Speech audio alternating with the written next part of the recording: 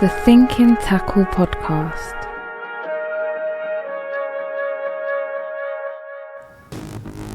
To be adaptable. Do not go with a closed mind thinking that one method is going to work. What a touch. If they're not tangled and the fish are there, they're in trouble. These German carp are just so cool. Right, heads I'm in the best swim, tails you're in the worst swim, yeah? Birthday carp, bosh, got him! Mate, that absolutely raw. There was no bleeps, it was just gone. It's going to test everything that I've learned already, but also add a lot more to it. You on, mate, you on. Go on. That spot is rocking now, isn't it, eh? Couple of bangers there, boy. An absolutely perfect, crusty old German 35-pounder. I love it when a plan comes together. This is actually one of the big ones. Beauty. Move out the way, move out the way. So we've just been watching a trailer from the Masterclass 7 series, and here on the podcast... It looks bloody good, doesn't it? It looks great. I want to see that. That looks wicked. It gets more and more dramatic every year, Dan, doesn't it? It does, yeah. Not my fault. So, not your fault. Not my fault, no. So on the show today, we've got the presenters of the podcast. No, Simon, you're the presenter of the podcast. Don't look at Tobe like we're going to edit this out, Simon. We're going to edit this out. We are going to destroy you today. It's going to be a bad night for you, You're giving us loads of ammunition. We're the presenters of Masterclass. You're the presenter of the podcast. All right? That's right. Can we just ascertain that? Yeah, we'll establish that now. So Danny Fairbrass, Darrell Peck, Tom Dove and Rob Burgess, welcome to the show. How was it? How was the filming of the podcast?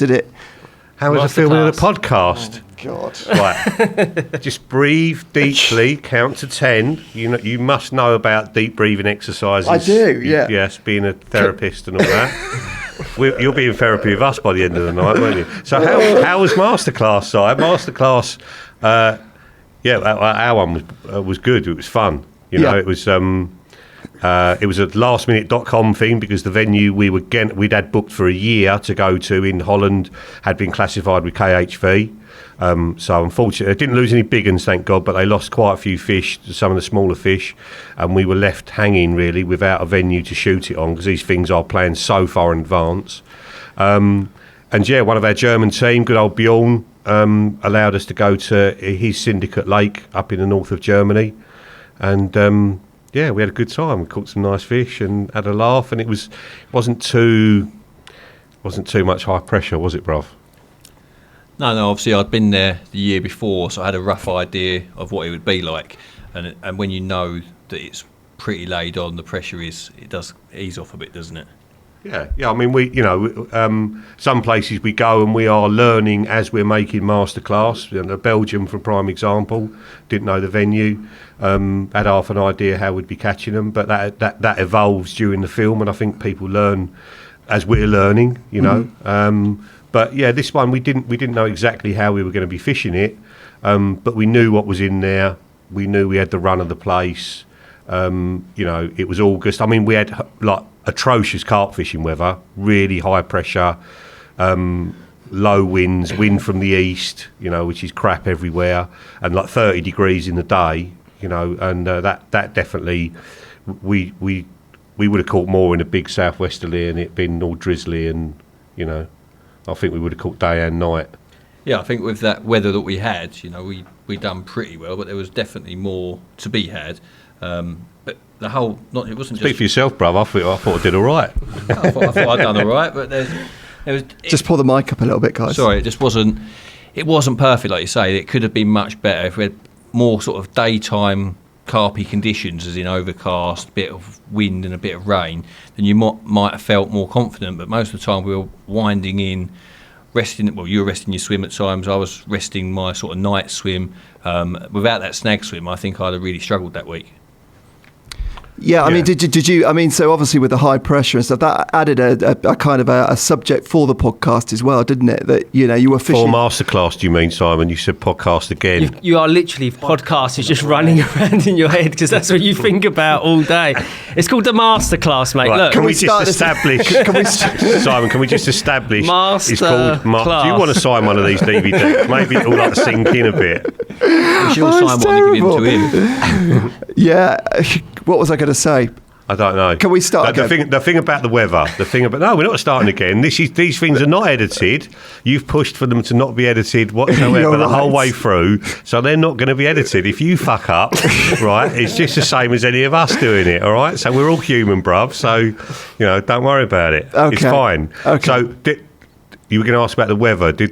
So the high pressure on on this while you were on the lake on this trip. I mean, that played a part in how you fished? It made it better because we were able to talk about stopping bait going off, which everybody has to deal with on a long session in the summer, and we weren't making it up. It was 30 degrees every day, so and. The bit I like the most is when we all went out for an ice cream and they showed the bit of him eating the ice cream where he got off the lake. Do you know what I mean? Them little bits, I think they make it, because a lot happens sort of that you don't see because we're trying to edit it down to make it the most watchable film with the most carp catching information possible in the shortest amount of time. And the first edit for that film, it's come out to an hour and a half or something, was like 4 hours. That was putting everything in that we'd actually done that was worth putting in. It was 4 hours, and no one's going to watch a 4-hour one right the way through from end to end because it does become, samey or tedious or whatever. Right. You have to be very selective of what you put in. Like all of our walkie-talkie chats, I think one got in, didn't it? Of all the walkie-talkie chats, because he's on that bank, I'm on this bank. We're not, we're on our rods. He's snag fishing, so he can't be, more than 2 steps from his rods. So we're not seeing each other that much. And we did loads of walkie chats about what was going on and everything else, but it was just deemed that wasn't, it didn't need to go in. It didn't tell the viewer anything that we hadn't already told them in another section of the film, so it didn't go in. So, But no, I think the hot weather, it was summer. It was the height of summer, and I think if you apply those sort of tactics and principles that we shared, then you will catch more carp in the summer, and that's the whole point of Masterclass. And you had 2 quite different fishing scenarios as well, didn't you? Because you were fishing open water. Darrell, you were doing a bit more sort of snaggy sort of fishing. So did you know going into that there would be a nice variation on that lake for you both? Not necessarily. I hoped that I wouldn't be moving because I'm a lazy angler at times. Right. But the whole point was it suited us really well because Darrell, 5 minutes after he hasn't seen a carp, he wants to move to another swim. I am not so much like that. I grew up as a bait and weight angler, and I think it's how we evolve as anglers. You do carry it through into your later angling life. And I grew up on little tiny lakes getting loads of bites, and then moved on to layer pits. Where you at the time we're catapulting out tiger nuts and getting 15 bites a day, and that's my early years. It became that working a swim with the bait, and I do that as a preference if I can. I do what he does as well and chase him around and fish like a maniac. I do because I have to keep up with him. Right. But in some situations you don't have to, and it played into my hands staying in one spot and resting it during the day, working out that different hook baits would get me bites, and I tried to get more than one rod working for me because it wasn't, and that really suited me, and him chasing them around really suited him. So we fished to our strengths, and I think you get guys in fishing that want to be really active and want to move around, and you get other guys that choose their swim at the start of the week on holiday and they're going to stay in it for the week, and either of those guys can draw something from it. Yeah, it was a good representation of those different scenarios. And when you go on those different trips, characters, we're not all the same, are we? Yeah. You'd feel like you had one arm tied behind your back if you couldn't move, wouldn't you? Yeah, if I'm not on the fish and I'm not certain of the swim, or I don't know it's a really good swim, just to sit there and not know and wait, I find that really, really difficult. I want to feel like I've got a chance now, not tomorrow, not the next day. I want that feeling of it could go now, and that's what I'm always searching for in my fishing. What about you guys as well? Did your fishing kind of suit your personal, your best attributes as well when you were making those on this masterclass? Yeah, on this. I got to fish a lake that I wanted to fish in the spring. There was like 8 40-pounders in there. It was deep. I hadn't fished there before. I think I'd done one session there before. So yeah, it was basically following my spring's fishing. It wasn't like you've got to go to this lake and do a masterclass. It was like, what you do in this spring, I will get the cameras to follow you. So I really enjoyed it. Yeah, And Rob as well. Yours was a little bit different, Rob, wasn't it? Because you filmed, you actually made 2 separate series. 4. Yeah, so well, 4 altogether. Yeah, 4 seasons on one lake. Never been done before, so I went down, gave me the opportunity for that. Jumped at it, and did it suit my style of fishing? Yes and no. I enjoy what Topper offers, sort of big hit fishing, you can make it happen. But as you saw in the winter, you've got to sometimes sit around for bites and wait for it to happen. But no, I thoroughly enjoyed it. Learnt a bit along the way as well about how the fish reacts at different times of the year. And it's good fun. Real good fun. Good. So this is a question to all of you guys. So what can the viewers expect from, Masterclass 7 series? Are there any differences, between this one and, the previous ones? I wouldn't say that there's major differences. The motivation is always the same, is to get people more bites, to get them to make the most of their valuable spare time, to try and get them to hone their skills and the kit that they use to the nth degree, so they fish as effectively as possible, spend money on the right things, because there's a lot of money spent in carp fishing on the wrong things, and we see that when I went out with Rob and done the coaching with Rob at various waters. So much money gets wasted on rubbish, and the guys are just that wrong side of that fine line of getting a bite, and they've got all the kit, they've got Bezier reels and infinity rods and a 2-man Nash bivvy that's like £600 or £700 and a power porter and all that sort of thing. You look at the rig and they ain't getting a bite on it. The pop-up's the wrong buoyancy, it's sunk over on its side, they've got twice as much metal wear on there as they need to have on, and Masterclass is aimed at trying to get people to fish more and more effectively and not use more kit, actually use less. So that's still the motivation. But no, every year Masterclass is my baby. It was Carp Tackle Tactics and Tips, as it was called at the start, was my sort of brainchild, if you like, and it's just evolved over the years. And I want to build an encyclopedia of how to carp fish, so you can look back on YouTube or look back on our website, and every single subject you can possibly imagine that you want to learn about is on there, and you can watch a really informative film by someone who's a good angler and a good presenter and show you how to do it.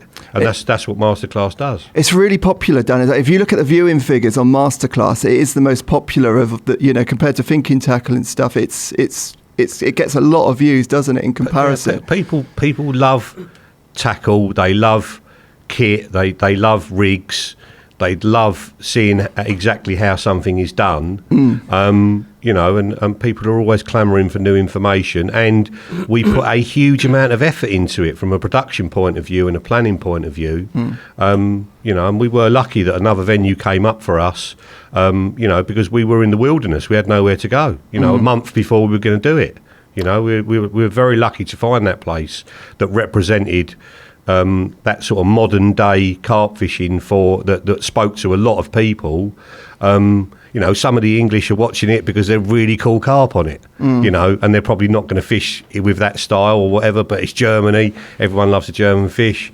They might be watching it for that. You might have Germans watching it because they've got a club lake that's just like that one, and the Dutch might be the same and the French might be the same. So yeah, we were lucky, but no, I wouldn't say it has changed. It's just it's evolving and becoming more and more effective all the time. Yeah. Do you mean tactics-wise, or do you mean the way? I mean the whole format of the program in general. Right, okay. Because when you're making these programs as well, isn't it? It's trying to keep it fresh as well, isn't it? And carp fishing's evolving all the time, but is it evolving fast enough to be able to, kind of bring out original content every year like that? I mean, the viewers seem to respond to it. There's so much to carp fishing, isn't there? There's an infinite amount of videos and information you could give. So I don't think you'll ever run out of information to give. That's never ever going to happen with carp fishing. It goes around in cycles, doesn't it? So there'll always be something to talk about.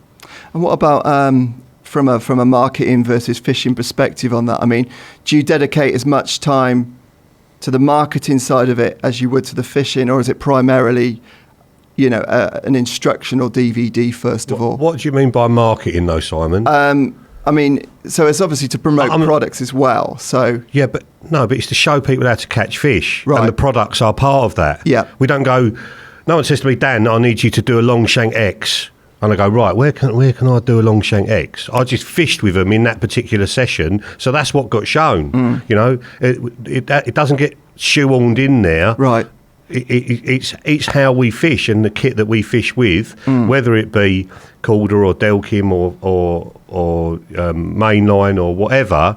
You know, it's the stuff that we're using at the time anyway. You know, so it's yes, it's a tool to promote the tackle that we sell, but you know, it's just showing how we fish and what we fish with. And if you want to choose to use that stuff and emulate what we do, great. If you don't, you don't.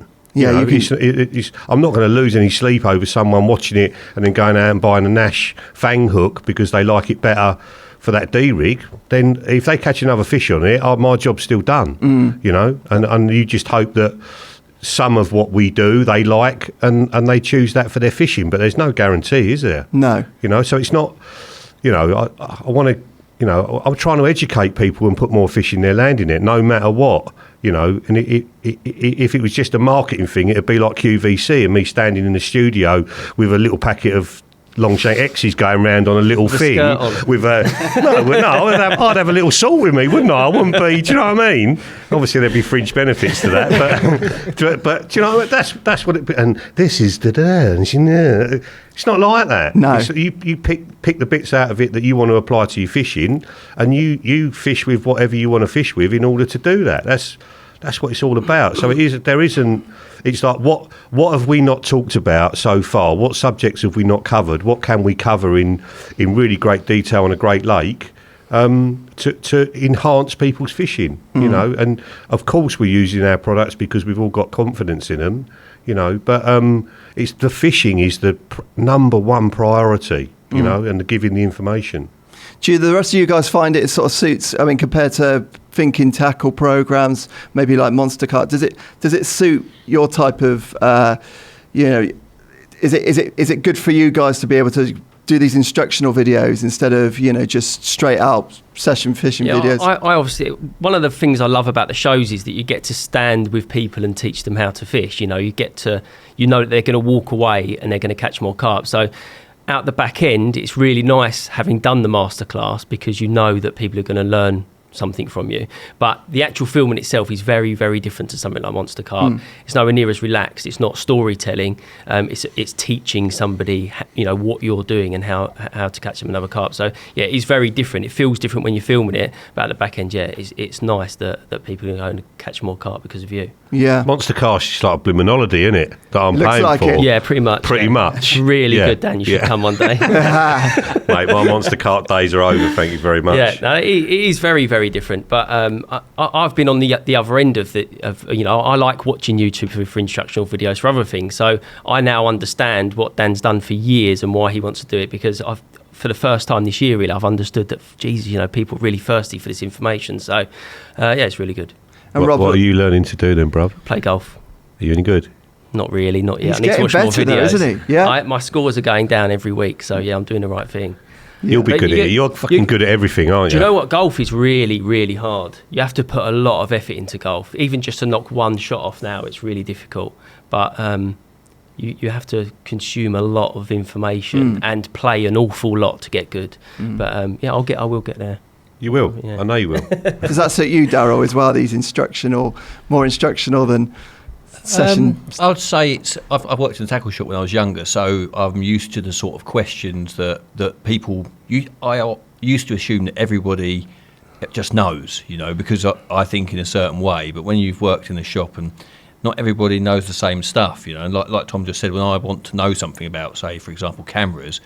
Or what kit to buy. I'm always looking at reviews and how to do stuff on YouTube. So, yeah, I understand it better now, having that sort of background. And I think Thinking Tackle is probably more suited to my style, the more about the hunt and the camaraderie between two guys fishing. I think that's much more natural to me. But I still find myself sort of thinking about what I want to get across in Masterclass and how best to do that. Cause Rob is right, because you were because you're the carp coach, so you're used to the Korda coach. So I mean, you're used to you spend like 4 days a week on the bank, being around anglers all the time. Do you feel like they can get as much out of watching, one of these programs as they could, actually with you actually being there and giving them their own instruction on the bank? I've noticed that people learn in different ways. Some people are really great at watching something like a masterclass, going off and then making that rig exactly down to exactly what Tom just done. But some people, they needed to be like shown on the bank as well. Like I've met a lot of people that, I watched that masterclass, but I couldn't quite figure that knot out. And when I'm on the bank with them and show them exactly where you place your fingers and thumbs to create the knot, it becomes very, very simple for them. So there's sort of two ways of learning. So yeah, I love the whole masterclass. Really love sort of you're going out to a massive audience. I can only help 10, 15 people of a weekend when I'm out coaching, but already this has gone out to 90,000 people. That's a lot of man hours in the bank to try and teach. So I take it very seriously, and I really enjoy it as well. You know you're going out to that massive audience, so you put your all into it. And like Dan touched earlier on, like the rigs and stuff, we're constantly thinking on our feet to get that next bite. It's not just like, right, there you go, you've got to use a long shank, make the best of it. It's not that case, 1 minute, like at Todd Bar, I'm fishing all seasons. Things change constantly. The weather's up and down. 1 minute you're fishing on the bottom, next minute you're up against a reed bed, then you're on the zigs. You're constantly thinking, constantly adapting, and then that comes across in my one, constantly making the effort to get that next bite and make your 48 hours or 24 hours. You're relentless, bro, aren't you? I wouldn't want to fish against you. Really. You are relentless. How old are you, though? How old are you? I don't look 35, but I am. Are you 35? Yeah. Yeah. You don't look 35 at all. Tom looks 35, but you do not. It's working with you for so long, Dan. Give me a couple of years coaching, I might look forward. Yeah. You'll learn. It's taking a few years off you then, Rob? No, not yet. I'm enjoying it. Normal part of our podcast is a gift presentation, guys. I'm really pleased you said that. Sure. Yeah, I'm the only one who's got one, and I. Well, I've literally only just been in here like a couple of weeks ago, so I thought I can't keep giving out gifts. Me too. That's a terrible excuse, isn't it? This is not an endless supply of gifts. I have. It's not Christmas anymore. I bought in two last time, so we'll split it. Tom, that's quite selfish, actually. Can I? This is my gift. Right. Okay. This involves. We've got a stick that's about 2 foot long. Right. This has been cable tied to my cart porter for the last 10 years. Tom, was it 10 years ago? Sky Lakes. Sky Lakes. Somebody will know on YouTube when we filmed Sky Lakes. I remember that one. Thinking Tackle.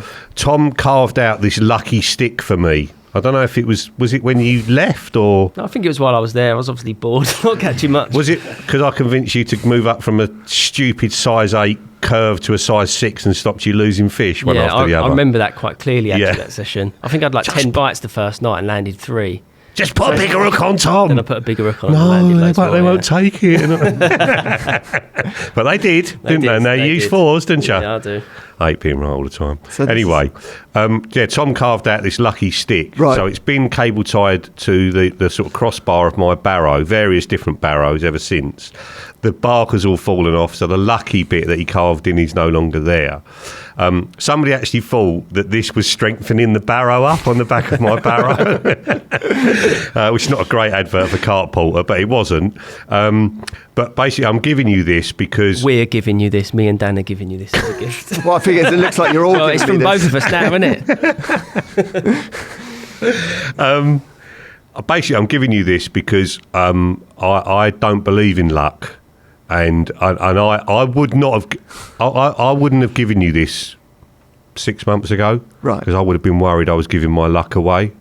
I used to be quite a superstitious person. I'm not. I think I should have had this stick before the start of this podcast. At all anymore. I'd drive to Gigantica and see 4 single magpies on the way there and convince myself I was going to blank. And you know what? I blanked because I fished like a prick. I picked the wrong swim. I fished it badly.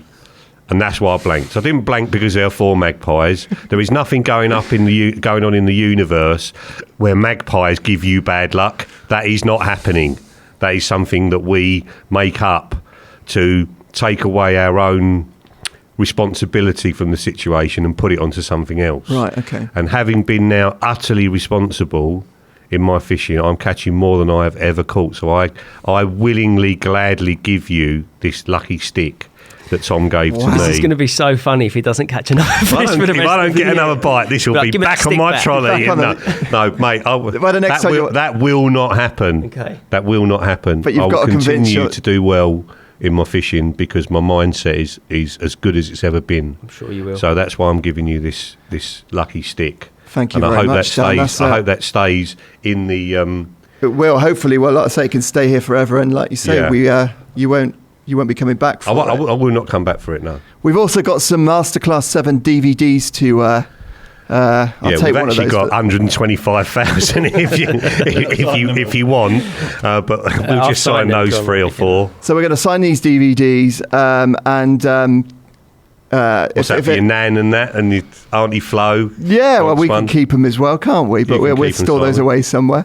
I think what we're going to do actually is if anyone fancies one of these DVDs, getting their hands on these, if you subscribe to the channel and like the video, write a comment, we're going to pick some winners out at random. Give us that one over, Sign. I'll do that one. Okay, thanks, mate. We're going to pick some winners out at random, aren't we, Tobe? Yeah, that's it. We love a competition, mate. We love a competition. Is this at random, Tobe, or have you been down a pub saying like I can get you? I've got mates asking get you one of these signed things. £5-10 a go. But we can get some extra cash for these. I want some new training gear, and I want a private training session with you and all that. You've got me in one, That's what's happening, isn't it? it? That's what's happening.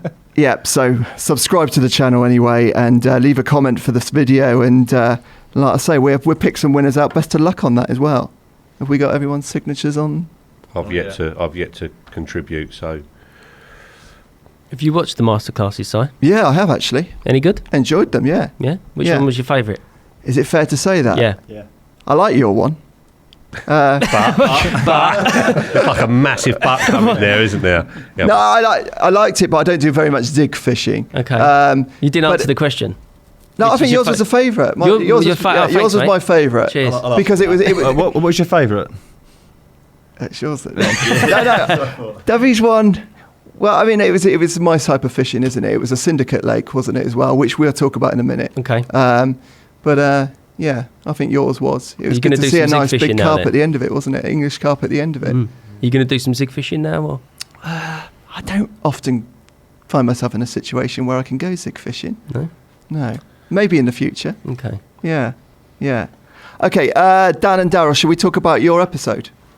So, like you say, you were on a German lake. Why? So you said you chose that venue because another venue fell through in the first place. Because we had nowhere else to go. It was that bad. Was it always going to be a foreign venue then for you guys? Yeah, I mean, we want to fish for fish that float our boat, and there wasn't anywhere that in my sort of knowledge in England that we could get onto. That, you know, in England we want to be fishing for 30s and 40s and 50s, you know, so getting on a syndicate that you're not currently a member of, you know, even with a year's notice is going to be nigh on impossible. Even the syndicate some of us are members of, they won't let us film on there. So, you know, you're not just going to get invited onto one. I mean, if somebody wants to come back to us and invite us somewhere, then we would certainly consider it, you know. But we've been doing it a long time now, and we want to be turned on by the fish that we're catching. And you know, that lake, although we didn't have any of the real big uns, they're all lovely carp. And, they were nice carp. They were really nice carp, and we knew we'd have the run of the lake because there's only about 6 members anyway, and they all agreed to sort of give it a wide berth for a few days so we could go down and film there. So it's somewhere I'd wanted to fish anyway because I'd seen loads of the pictures of the fish, so it was an easy win. Yeah, obviously with the first venue falling through, and having been there previously, I had mentioned to Dan about this lake, saying that we could film there as a potential venue. And when you're talking lastminute.com of places to go, and it's a friend of the company, you know, one of the sponsored anglers, it was easy to turn to. And like Dan said, there's not many venues in England. Everyone's so uptight about their fishing that you could. Just getting permission to come on to a really nice venue and have it to yourselves, that when you're filming and you don't want other people in the way as readily, you know, because that is the thing that makes carp fishing the most difficult.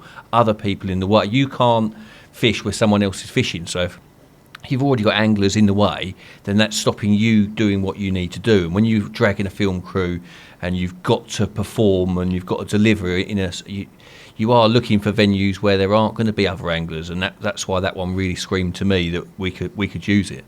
Yeah, is that becoming more of a problem, finding venues to film on nowadays? No, I wouldn't say it's becoming a problem, but you just need to plan it a long time in advance. And Darrell's dead right what he said about other anglers getting in the way.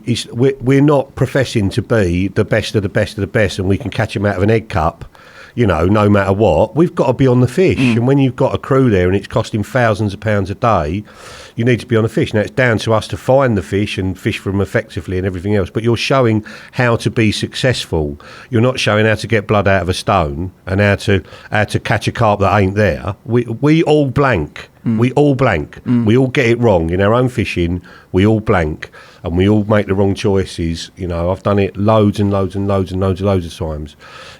But no one wants to watch a film where us two blank for 5 days, do they? What's that going to teach you? So you do need things in your favour where you are left with a reasonably blank canvas. We have filmed places before when we fished in Belgium. We're just fitting in, weren't we, with everybody else? But it's a 100-acre lake that, by English standards, is not that pressured. By Belgian standards, it's very pressured. But we could move around in between people and still get bites. And I would be happy to do that again. I loved that fishing. I loved, and I would love to go back to that lake. Sorry, the previous lake that you were going to fish at was similar size, similar type of fishery? Smaller. It was a commercial fishery in Holland, which is very rare, called Ronderbleek. Right. They've restocked. It's back open again. There's some mega fish in there, and it would have been a great place to have done it. And we may do it again there at some point in the future. And all credit to the guys for sort of dealing with the KHV outbreak in the most responsible way possible and getting it back on track again. And that may happen one day. But. Yeah. Sorry, what happened on that event? So KHV, I mean, did they lose many fish on there? I think they lost about 30, but I'm hearing it second hand. I've never spoken to the owner directly, but they didn't lose any of the big ones. And our Benelux team have been back there since this winter and caught some absolute bangers. So, they're still there to be caught, and I think the business is up and running and taking bookings again, and fair play. Are they seeing a lot of that in Holland and Germany as well? Then not that I hear. No. Right. Not really plugged into the grapevine over there. You do have a few wipeouts because there is some irresponsible stocking going on in every country. People buy cheap fish. Them fish have got a parasite or a virus that the existing fish can't deal with, and it does turn lakes over. That does happen, But they love them as much as we love them, and they put as much effort into making the fisheries as we do. So it's only the odd irresponsible mistake that happens. And I think that one, it wasn't an irresponsible mistake at all. I think, the guy breeds his own fish and he's very up on fish rearing and everything. And I think he's been very unlucky for that to happen to him. Right, yeah. Best of luck. Hopefully, like I say, things get back on track with that. Yeah. You guys seem to do a lot of fishing together as well. I mean, why is this? Do you see this in the future as well? Because I pay him to do it. Right, okay. That is it, isn't it, basically? You listen to what the boss says then, Darrell, do you? I'm a good-looking gilly, aren't I? Right, okay. No, but it's part of Darrell's sort of contractual obligation to represent us. But I mean, as anglers as well, I mean, the two of you are quite... Because he's the bollocks. That's why I fish with him. Right, okay. Because you just let him out the car and he's like scratching at the window, and you let the car go on, boy, go and get him. And off he goes, bounding through the grass looking for him, Yeah. And I just wander up behind and go, there they are. Korda's resident sniffer dog. But that's, But you've obviously got a good relationship with each other, and you can kind of bounce off of each other a little bit when you're fishing. Yeah, I would say that I have his style of fishing has influenced me far more than the other way round. Far more. And most places that we've gone to, I've found myself playing catch up for the first couple of days or the first session or whatever, and then I've seen what he's doing and put my slant on it and try to give it my sort of angle, and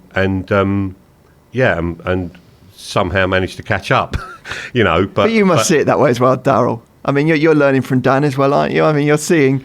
I always look at it like you can't catch them if you're not on them. And sometimes at the start of the session, I will find the fish and I will get on them and I will catch. And then when Danny gets on the fish, he will catch. Right. And that's how I see it. I think both of our tactics work equally well, but you can't always both be on them equally well. So sometimes someone gets on them ahead of the other one and then the other way round. So, yeah, I think there's more than one way to skin a cat. You know? I remember the lake, and then you two were in Belgium. I mean, it helped to have two of you there as well, didn't it? I mean, you were definitely, able to share each other's different. You were fishing in different ways. You were keen on throwing out single baits, weren't you? And getting on the fish like that. Yeah, that Masterclass 2 is like, over the years, I always look back to that one, obviously, because I caught a load of really big fish. That is so good, that film. I've watched it loads as well. It stood the test of time, hasn't it? And there's loads of other people that have put it out on YouTube, and it's not, you see how many views it's got in one spot, it's got loads of views in multiple spots. And I think, for me, what really sets it apart is why people really love it, because there was definitely an element of, we've bitten off more than we can chew here in the walk round. It felt like it was going to be difficult, 100 acres, 120 carp, and each take you were thinking, oh my God, what is going to be on the end here? Because there were some monsters in there. They were jet black because the water was crystal clear. And I remember, I said in the podcast that I'd done before, I'd been fishing Burfield, and on the way out to Belgium, Dave Lane caught the Burfield Common, and I remember being in Dan's car just feeling like, I've only just had to go to work. This is the first time I've worked in months, and he's caught it. And then I caught a 50-pound common within half an hour of casting out. And I think I was buzzing for that lake. Often we go to places where we know we're going to catch, like the most recent one, but that one, I don't know. Just because there was a carp bigger than I'd ever caught in my life, I think that really sort of comes across in the filming and the adventure of the story. Did you set out? Did you have a specific goal in mind fishing that lake? No, we really didn't know exactly what was in there. We didn't know how many were in there or anything. It was a bit of a punt, to be honest. Yeah. I'd fished it years ago. I caught my first ever 40-pounder from there in like 98, I guess, something like that. And it was a day ticket fishery back then, and there was no one on it, absolutely nobody on it at all. It was mental, and it's really come on form. And even our Benelux team were like, "Hey, Danny, this lake is a difficult water, and people fish for the whole season, and they only catch 3 carp and all that."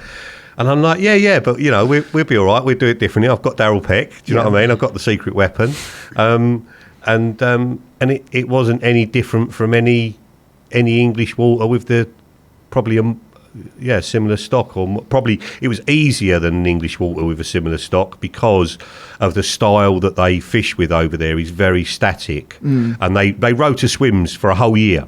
So I went into a tackle shop after we'd made the masterclass, and this guy said, "Oh yes, I am fishing the lake that you fished on masterclass." I said, "Oh great." He said, "Yes, I have my swim." I said, what are you talking about? He said, "Yes, I am a butcher." He said, I work Friday, Saturday, Sunday. My friend is in the swim Friday, Saturday, Sunday, and I go back to the swim Sunday night, and I fish Sunday until Friday. I went, "What? How long for?" He went, "The year." So that swim's gone, mate, for a year, and it's not obviously one of the hot swims. I think it's actually it was that swim that you had the fish out of in October. The one on the corner where you fished out super long. I think he was the open swim. I think he was in there. Now it ain't just him; they're all doing it. So there might be half a dozen swims rotated for the entire year. It wasn't as bad as that when we were there, but there were guys that were rotoring swims when we were there that you just could not get in, and we just fished around them, and made it look easier than everybody thought it was. I don't understand though. Aren't people bucketing swims? Is that not a done thing then? So no. So somebody's not turning up on Sunday going, "There's dickheads in there every Monday. I'll get there Sunday, put my bucket in." Or there's just like no chance. No, if you're one of the chaps, that's mine. It's not. But it always used to be. I've gone to the Belgian carp shows for years, and it always used to be January 1st. All the chaps turn up on the lake that they're going to fish for the year. They pick their swim, and that is their swim for the year, whether they're there or not. Yeah. So what, they have a draw for swim at the start? No, there's none of that. No, if you're one of the chaps, if you're the top echelons of Belgian carp anglers, and you decide there was one called Land van Gaal, which was Land of the Monsters. I think or Land of the Giants. I think Land of the Giants, and basically you picked a swim. You know, one of the guys we sponsored was fishing the lake that year. You picked a swim. That was your swim for the entire year. No one would dare go in it, even if you were there or not. So it became a bait war. So whoever put the most boilies in during the week got the bites on Friday night. So all the fish only got fish for 1 or 2 nights a week, and got massive because they were getting 20, 30 kilo boilie in each swim all the way through the week. That was the style in Belgium, and that has remained. Yeah, you know? right. And it still happens on quite a lot of them sort of circuit lakes. But I don't know if people leave the swim to you anymore on anywhere, but it used to be like that, late 80s into the early 90s to the late 90s. It used to be like that. Blimey, you imagine that on an English venue. Oh, mate, there'd be a lynching, wouldn't there? There'd be a lynching. Yeah. But, you know, that was... Do you think your style of angling now gets used more over there with the locals? I don't know. Darrell's been back. I didn't rejoin, but Darrell's been back. Yeah, no, I think a lot of people saw the video and basically copied, as you would do, or added that to their fishing and done a bit of that. But they're obviously, once guys do take swims, you can't move into it. That's the thing. Like what Danny said, those swims come out of the hat, you know. And when we were there in the summer, they were spawned out and nobody was there. But I'd come up against a bit of that, exactly what Danny's saying, in the autumn, as the guys sort of turned up for their autumn campaigns, as swims started doing. They didn't have them for the whole season, but they would hang on to them for as long as they were good. And it's in the end, it worked out for me, because while I was there, I remember I wanted to swim. I got there. Someone had a bit of a hit out of it before I got there. He took the swim. He gave it to his mate so that he could have it when he come back. And there was a massive storm one night, and I woke up in the morning and he was gone. So I didn't wait for his mate to come back and reclaim it. I just taxed it for myself. But if you're allowed to do that, you can make it work for yourself. And in the years when I went back, I remember I was in a rubbish swim. And a guy come and spoke to me. He said, how long are you here for, Darrell? I said, 4 days. He said, perfect. You can take my swim where all the fish are, but I want it back when you leave. I was like, yeah, no problem. And I caught a 50-pounder and a couple of 30s. It was, yeah. Do they not mind English anglers trying to get on their syndicates then? Are they quite open towards that? No. I was going to say. No, not at all. No. While we were there were so many rumours and everything. And, you know, like the anglers are buying him cases of lager, trying to slow him down, and he's drinking all the lager and still catching them, still spomming at 140. He's like, cheers, thanks very much for the beers. I made these banoffee wafters, and I was catching all these fish on them, and I because I was catching them, I gave some to this guy on the other side, because he was in one of the most famous swims on the lake, fishing one of the most famous spots on the lake that had seen the most bait for years. The tufties knew it was there, so in the night they were coming into his spot, and he was reeling in with no bait on, and he thought that I'd sabotaged him, that I'd give him the wrong hook baits, and they were different to mine, because obviously I was catching them mine, and he was reeling in with no bait on. Hey, there was something... Sorry, then no one wants you to turn up on their local place and expose it. And even though, out of respect for the local guys, whether they give us loads of shit or not, we do not name the venues. I've never named it. We won't ever name it. We even pixelate out road signs so people can't see where it is. You know, which we don't have to do. We could name it. We've bought a ticket just like anyone else, but we do that out of respect for the local anglers, and we always will. If it's a commercial lake and the owner wants publicity, then of course we will tell people. But you know, the local guys, in spite of all of that mantra, they still don't want you on there catching their fish, showing everybody else what's in there, because what happens is everyone knew about that lake in Belgium. It's the most popular circuit lake in Belgium. Every carp angler worth his salt knows about it. But because we made a film there and showed it can be done, suddenly they all want to join and fish it. So the next year it's really busy. Now I understand that would piss the people off that are already fishing there, you know, because they're used to having it a certain amount of people on, and that, you know, everybody's found its status quo and everyone's happy, you know, and it goes a bit crazy for a year or whatever. So I do get that, but to me that's the responsibility of the people running it, to not let a load of new people join just because they can take their money. And that's what happens, you know, and they've had to limit it now or something to 3 European anglers or 10 foreign anglers. There's a limit on how many foreign anglers can have a ticket on that lake.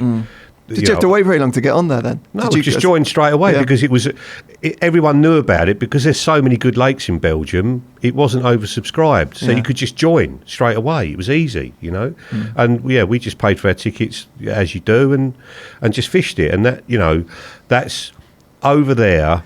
It is about 30 years behind this country with regards to the ethos of fisheries, because there are so many lakes with so many big uns. You don't have to go on a waiting list and what have you to get in them. Some are very exclusive, but a lot the public waters, you can just get on them, but it's only the anglers at the top level that have probably got the experience and and the skills to catch the fish out of them. So a lot of people don't fish them. Only those guys in the big carp scene fish them. Do you get the same sense of exclusiveness on those European lakes as you would on a really exclusive, English syndicate water? No, you get the total opposite. It's like fishing a day ticket because everybody can join, and there's no vetting involved, and there's no, there's no policing of it. I like picking up litter like you wouldn't believe over there, picking up old syringes and all that. It just there's not that much love goes into it in that respect, from the angling point of view, so it's just like, it's almost like a public water, it's just a bit of a free-for-all. I mean, you had some right old weird occurrences. There was there a geezer praying behind your bivvy? Another geezer actually sitting in the bivvy with you. Hey, Darrell, you want to smoke? Tell him that one. So I was in this swim that's called the dog walker swim, or it's basically a fenced off swim. You've got a little mini gate to it, and it's sort of like your own little back garden. So I put a bike clock around these posts to close it, and suddenly I'm sitting. It's 30 odd degrees. I was sitting in my bivvy with all the vents open in my pants, and just sweat just running out of me, like nothing on but a pair of pants. And then I hear a load of hollering at the gate. So I turn around and there's a guy at the gate, and he's like, gesturing that the gate's locked. So I went and unlocked it, came into the swim, and then a couple of minutes later his mate arrived, and his mate was as tall as me, maybe a bit bigger, and he was quite a lump himself, and they said they're from Chechnya, I think, and the only thing I've heard about that was on the news, and it was never good stuff. And he kept asking me if I wanted to buy any drugs or have some drugs, and did I want me to go up the shop? Would he go up the shop and get some beers for me? And then he was praying behind my bivvy. He laid his coat down and was praying, and I was scared. What were the drugs like? Any good? And I swear this is true. I was thinking, what am I going to do if they go for me? And the only thing I had was a butter knife, like literally a butter knife. And I remember pushing it under my sleeping bag, thinking, if I stuck him with this and then dived in the lake and swam to the other side, he can have my stuff. He can have my stuff. I just don't want to get stuck myself. It was it was a pretty shady. In the end, one of them left. And then the original one's phone rang in my swim, and I think it was basically saying it's not on, we're going to go, because I was giving it, my mates are on the other side of that cabin, I'm here with a couple of guys. They were asking all questions around who I was with, how long I was staying. They were definitely up to no good. I wouldn't like to say exactly what they wanted to do with me, but they wanted to do something, and I was glad when they went. Do the foreign anglers know you guys? They're all about Korda when you turn up on those lakes. Yeah. They know we are. Yeah, definitely. Right. Definitely. Yeah. So Masterclass is.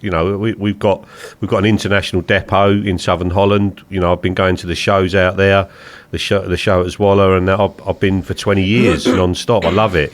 So obviously it's a global world we live in now. So they probably as much as people do in England. Right, really? Yeah, we have it when we go to film Monster Carp, even if we're in like Slovenia or Croatia or anywhere. If one of us puts like a story up of where we're fishing, like half an hour later, you'll have a big group of people come down that have drove 10 miles to come and see you. So like they're straight on you. Everyone knows who you are now because the Monster Carps are distributed all the way through. And Europe. it's a shame that girls don't go fishing. Yeah, maybe they will one day. Yeah, it'd be nice if you had a massive bus of young ladies turn up for all the crafts, wouldn't it? Than a weird Croatian We'd guy. all be applying to get on that show. No, that's mine, mate. That is. But people know who you are. it's like everything's watchable now, isn't it? Everything's on YouTube, or the programs are distributed all the way through Europe. So they're on you straight away. They're on you. Hey, Darrell, I noticed that you were using a bait boat on the latest one as well. Is that the first time you've used a bait boat? No, I used a bait boat at Rockwood in 2012. Never actually dropped my rigs with the bait boat, but used it to bait. If you ever tried to spom, I can't spom at like 170 yards, or certainly you can't. Didn't we see you casting the other day? The other day, you hit the clip at 50 wraps. At the time, though, I was just using a bit, but my casting's progressed over the years, since fishing Rockford, I've got better and better and better at it. But when I was fishing Rockford, I could cast singles anywhere between up to 185 yards sometimes onto a clip, and then I would drive the bait out around it like that, rather than attempt to spot it. It was very minimal, very quick. If there's no weed in the lake and you just wrap it up around the distance sticks and whack it out against the clip and then drop the bait, it's very, very easy to do. But I dropped a rig on Masterclass and caught a carp. I put a solid bag in it, drove it out under the wires, and I still am a little bit. I used to be massively against bait boats. I just think they take an element of the skill out of it, which they do, but there is a time and a place, and I go for enjoyment. It's not always just about how much technical ability it's taken for you to catch that carp. I want to catch a carp, and if I need to do that, or if it helps me, then I will. I've lost a bit of. I'm not judging myself all the time. I'm just fishing because I'm enjoying it. What about you guys on those as well? Are you always open-minded? Dan, are you open-minded towards bait boats? Do you use one on a program if you had to? If I absolutely had to, I would. I've got a Carp Lounge bait boat. I've never used it. I've got it for big foreign waters where you can't use a rowing boat and you need to go out long range and drop rigs. Then yes, I would do it in that situation. But I haven't found myself on a venue to do that yet. And to be honest with you, I've probably picked places where I don't need to because I don't really want to use one. I've just grown up casting and I like the rowing bit of it. Like I enjoy going out in the boat and fighting against the waves and trying to get the boat in the right orientation before you drop the rig and having a little bounce around with the lead first and all that. You're still feeling the lead at the bottom, aren't you? Do you know what I mean? And feels like you're doing a little bit more. It requires effort and it requires skill, and I know driving the bait boat does as well because I've done a bit of driving it and that ain't easy. But it's just the culture that I've grown up in. It's not that I'm dead against them, and if you want to use it in your fishing, then that's fine by me. Each to his own, But it's not something that I choose as it's a last resort rather than a first line of attack. I remember, I think if we started carp fishing maybe 10 years later, our whole perception on that might have been a little bit different as well. I think mid to late 90s onwards when bait boats started coming in, it seems more of the norm now. No? Really? Yeah. Well, you wouldn't be any different? No, it wouldn't be any different. I think technology changes, doesn't it? And if you grow up with it, it feels acceptable to you. Maybe there were people that fished before you that think a bite alarm's ridiculous, But don't know. I'm the same with the bait boat thing. I'll only use them when I really have to, and I would try to fish waters where you don't have to use them because I don't really enjoy it. But like Dan said as well, there is a real skill in using them. You could get. They don't completely take the skill out of it, and you can be really, really good with one. It doesn't make everyone equal as soon as you give someone a bait boat. But yeah, they're not ready for me either, really. Rob, you had some experience on Farlows, didn't you, recently with bait boats? I'm not against bait boats totally. I've used them in France before where it's physically impossible to cast 220. It ain't happening. So bait boat, caught some absolute monsters doing it. But yeah, you're right. At Farlows the other week, they've just implemented the rule where you can use bait boats. It was going to be only for a week period over the Christmas. But I was down here the other day on a feature and in a swim that whoever casts the closest to the island is going to get more bites. And if you can put a solid bag in that situation, you're going to get even more bites. So I'm sitting there a day into my session with two solid bags, absolutely plumb against the island, thinking, why have I not had a bite yet? This is like, what's going on? And then at the corner of my eye, I see a bait boat go across. And I'm like, they're banned. They've just changed the rules. Rang up Charlie. I was like, Charlie, what? The fishery manager. I said, what's going on? The bait boats? Yeah, mate, they're still going on till March. I didn't get a bite.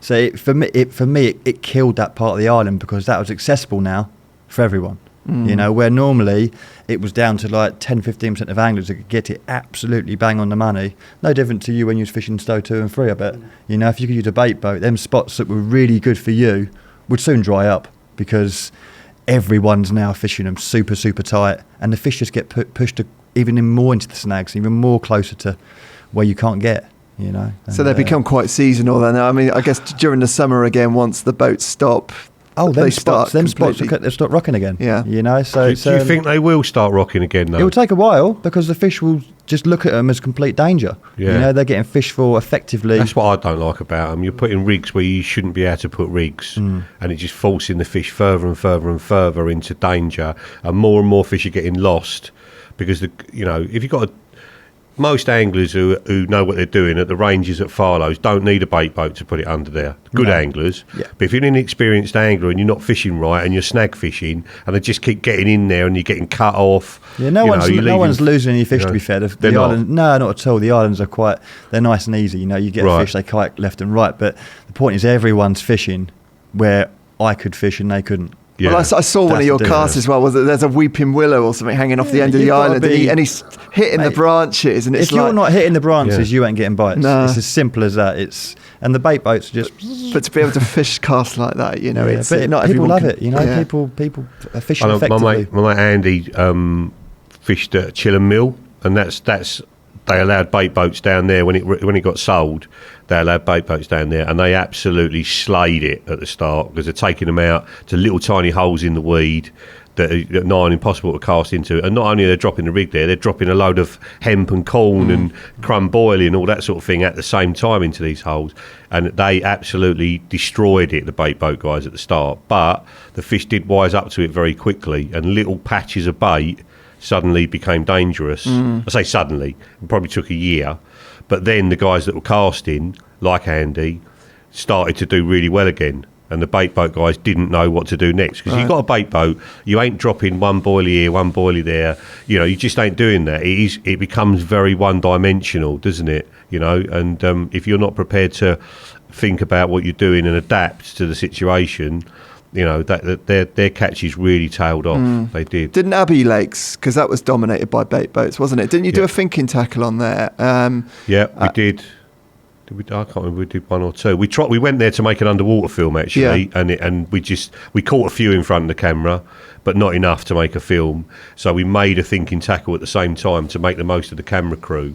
And I went back. We're fishing on heron for the underwater, and right next to it I had a swim on fox for my night fishing for thinking tackle. And I've come back into my swim, and there's a bait boat on my spot in the middle of my thing. Poof, poof, you know what they do when they drop and it all rocks and everything. Or the lights start flashing. And the geezer's like 250 yards away over there, because he's seen me catch something, he's seen where my float is. And then we have a go at them, and it's a stand-up row, like it's me that's in the wrong, you know? And that's the thing that I've got against them. Your swim is as far as that bait boat will go. There's no boundaries anymore. At it at Sandhurst, gets dark. What happens? All the little red lights start coming across. You know, and I'm fishing in bailiff swim in the little trough, and then they're coming past me, past where I'm fishing. I'm fishing about a third of the way over, and then they're dropping it closer to my bank than I'm actually fishing. And then you have a go at them, and like one bloke went home. I give it to him so much that he went home. It's a royal piss take, you know, and that's what the fishery owners, isn't it? Really, just to make sure that they got. Fishery owner ain't there, is he? He's had your money. He don't care. You know, that's what it was like. You know, and that's why I'm against them, because it promotes bad angling. It encourages bad angling. I wouldn't say it promotes it. It encourages it. And when it's like anything to get a bite, some people are like that. You know, and. Used in, you know, we know the boys from Carp Lounge really well. Alex and the guys, great guys, have really helped Embryo. They've helped us with all our mapping. We've used their bait boats to map Gigantica, you know, like awesome bit of kit, you know, if that's what you're into. I'm not saying that the product itself is inherently bad. It's only when it's in the wrong hands, you know, and like with anything, isn't it? Yeah, but I think Darrell's actually very open-minded for adopting it and using it for its best sort of purpose, if you like, you know, because there's not everybody's that open-minded, you know, and Yeah, well, when you're saying that it's user error, isn't it? You know, like you said, it's opening it up to people to do the wrong thing with. But in the right hand, used well, it will catch you more fish. You know, there is no doubt about it. You can do things with a bait boat that you can't do with a fishing rod. And it is a leveler, but fishing isn't competitive, and it's we're doing it for a hobby, to enjoy it. And if some people enjoy using it and it helps them catch fish, then who are we to say they shouldn't? You know, what if it forces everybody to use one to compete? How do you feel about that? Would you carry on fishing the lake if you were casting? Would you carry on fishing in the lake and then use a bait boat because you saw that you had to use one, otherwise you weren't going to catch anything? Would you carry on doing that? I don't know. I've never been in that situation. It's hard to say what exactly I would do. You know, I fish lakes where bait boats have been permitted. You know, when I fished at Yakeley all those years ago, everyone was using bait boats, and I remember I was putting my mark out and people were telling me I shouldn't do it because I'm scaring the fish, and I caught them. But I've never been on a venue where if you haven't got a bait boat, you can't catch. You know, I've not been on the receiving end, so it's hard to say exactly what I would do. Maybe I would, if I thought I can't catch unless I fished like this, then I might leave it. You know, I might go somewhere else. But it's hard to know how I would feel emotionally. I'd have to really be suffering to say, no, I'm done with that. It destroys me on a lake to have to, you know, some lakes where you have to cast, you know, a long distance. You have to get, you know, you have to land it under the trees, and then, you know, and then or even just fill the lead down in a all of that, or whatever, and spot accurately and then someone just going, and they go out past you, out to the, you know, they're literally touching the trees, and then they drop it. You know, I wouldn't fish in them conditions. I'd rather go somewhere else. It's better than that. They've got GPS, mate. You've only got to press the button. They go there and backfill. I know. That's the thing. If you're going out to a normal distance, and you know, but to me it forces fish into places where you can't cast, and then everybody's using them, and then you've got to use one. And that's what I don't. Davey, should we get on to? I wouldn't want to go back in that swim at Farlow's now, because I know I'm not catching what I should be catching. Yeah. Get a bait boat. Well, that's what I'm thinking. I can lend you one, bro. I've got a really good bait boat. I've got one in a bag sitting somewhere in here that I've never used. Davey, should we get onto your episode? Yeah, mate. What do you want to know? So you were fishing on a Syndicate lake, Midland Syndicate lake, the North Volley. Peterborough. Yep. I got that right. Yep. And so why did you choose that venue? It's a small lake, got loads of big fish in. And so that's sort of the type of place I try and find now, somewhere where you can go there and expect to catch a big one quite quickly. I'm not spending 100 nights a year trying to catch one fish. I want to go there and expect to catch one pretty quick. So it was a sort of a venue that was on the cards a little bit because a few of my mates had fished it, and they said I'd enjoy it. The fish are amazing. It sort of opens itself up to different styles of fishing as well. Can I go for a wee-wee? Yes. Yeah, of course you can. Thank you. And then we'll record the intro again. Yeah? We keep going if we want. We'll keep going. Yeah, so, I mean, you like fishing in spring with zig rigs anyway. I mean, did you have any say in, what time of the year you wanted to be out fishing? Well, spring's the best time of year to be on the bank, bar none. And I do enjoy fishing zigs. Yeah, I do like it. And I always knew that I was going to go there and fish them. In fact, by the end of the session, I knew I should have fished them more. I sort of got blindsided a little bit by my second trip. At the beginning of the second trip, saw a fish show, cast a white pop-up to it in like 14, 15 foot and caught one. And then for the rest of that trip, then I was trying to catch them off the bottom, where I should have just thought, right, that was a little bit of a bonus, and I should go back to the deep end and just fish on the zigs again. But yeah, what was the question in the beginning? The venue in the first place. Yeah, because there's loads of big ones in there, basically. So there's like 8 40-pound fish in there. I mean, was that, I think 60, 70 fish, 35, probably half of them are over 30 pounds. And then you've got 7 or 8 in there over 40 pound, one of which done 50 pound the year before. It's now sitting at about 46, 47 pound, that fish, but it did do it in the summer.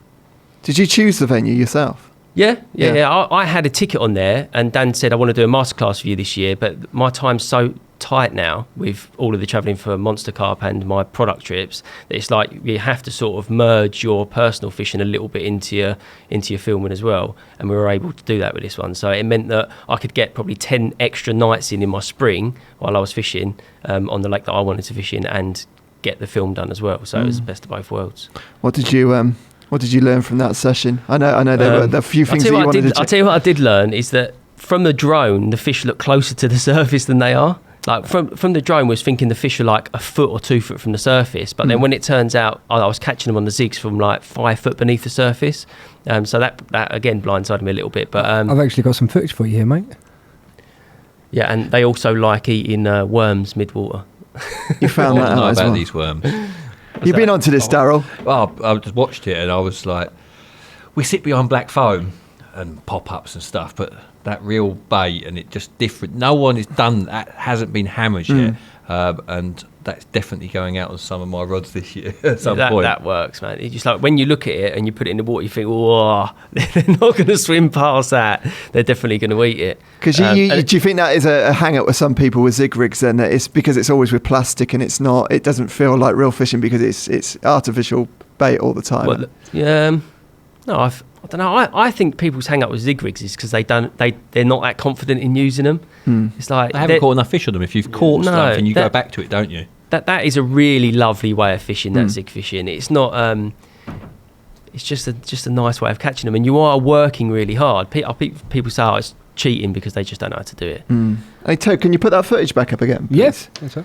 Because they look really close to the surface, don't they? Yeah, but it's super clear. The water's like you can see 10, 15 foot down quite clearly. So how far down do you think they were there? I don't know if you on one of the shots a fish. You see it sitting there, which we thought in the beginning was like 2 foot from the surface, but it turns out that it was 5, 6 foot. You see it sort of kick and then start swimming up, and then that's when I thought, they're actually further down than I thought they were, because it was swimming for quite a long way before it got to the surface, just out in the middle section of the water. Looked like a right dickhead in that. So carpy. I know. Very carpy, yeah. Yeah, but no, yeah, them zigs are brilliant, and when you know the fish are right in when you know your hook bait is right in front of the fish and you're not having a bite for 4, 5, 6 hours, time's going by, and you know it's sitting right in front of them, the only thing you can change is your hook bait, because I was fishing a really light line anyway, and it's so clear, you know they're seeing it, so if they're not taking it, it's not the right hook bait, so then you just start changing. And the natural course of action for you was to go for worms. You've been using worms a little bit anyway. I use a lot of natural bait, but you can only use it in certain situations. There aren't many lakes where you can actually get away with using maggots or worms, because there's often a lot of small fish in there, on rules as well that don't allow you to use them. So that's a lake where there's no small fish, and there's loads of big carp, and you're allowed to use them. So yeah, it was definitely something I thought of using. And the drone stuff as well, because I mean, you guys have been using drones on your films for a few years now. Is there a danger that people are all going to start using drones, and you're going to turn up at Linear, there'll be a load of drones hanging around in the sky there? I mean, it's better than a bait boat. Really? Is it better than it's better than a bait boat? Well, the problem is that like I wouldn't take one. Well, maybe in the future I might end up taking one if I was fishing a massive lake, but you. It's there, so and they're using it to do the film, so it's hard not to go have a little look, see what's going on. On our lake, they were banned. They were banned before. I was surprised the owner of the lake knew what a drone was, but as soon as he had any idea they were banned straight away. They would be so handy as well. Yeah, because there's so much. Everyone would want the same swim, though, mate, wouldn't they? If we all had them, I think it'd be a sad day if we all had them. And Tom's right. We use the drones to get really great aerial shots of the lake. We don't use them out and out for fish finding. But when, like on the Weedy Lakes Masterclass that we put out last year, the draws it's an embryo lake, right? I own the lake because I own embryo, right? But the draw's at 10 o'clock, so I'm going in the draw. So I've got between first light when I get there looking for fish and 10 o'clock in the morning to wait. So the camera crew go, can we send the drone up and get some GVs, general views, that's what GVs are, of the lake as the sun's coming up? Yeah, fine. So they send the drone up and then they come back to me and go, there's a load of fish on that spot there. What are you going to do? No, don't tell me. You're not, are you? No. You're just not. No, you know, and a lot of other people would probably use the drone and not even say that they're using it, you know. But that's not our style. And like Darrell got caned for like using the drone at Baden, and again we used it to get views of the lake. It wasn't used to locate the fish. But when you see it, how can you ignore what you've seen? And you react on it, and he fished zigs and caught some lovely fish and showed people exactly how to do it. That's the essence of Masterclass, you know. And, you know, it had a positive effect on the style of angling and everything else. But I think it would be a sad day if that's what happened. Everyone just sent one of them up in the air. You know, and you know, we fished a 900-acre lake in France last year for Thinking Tackle, and we didn't use the drones for fish finding at all. You know, we used them for getting shots of the lake, and we did use them to see how many fish were in the out of bounds where we couldn't fish for them. You know, had a little glance over there, but. You know, I try and I want to keep it as real as possible. You know, and certainly if they got used on embryo lakes, then I would stop it straight away. Right. Okay. You know, I mean, you get some great footage, don't you? You need that to get that other aspect, and they're great for. I've just been out to Gigantica doing a winter masterclass, and they're great for like the spom hitting the surface and seeing when you these people that are winding the spom back in again the second it's hit the surface are drawing a line of bait well short of where they're actually fishing continuously. I do that.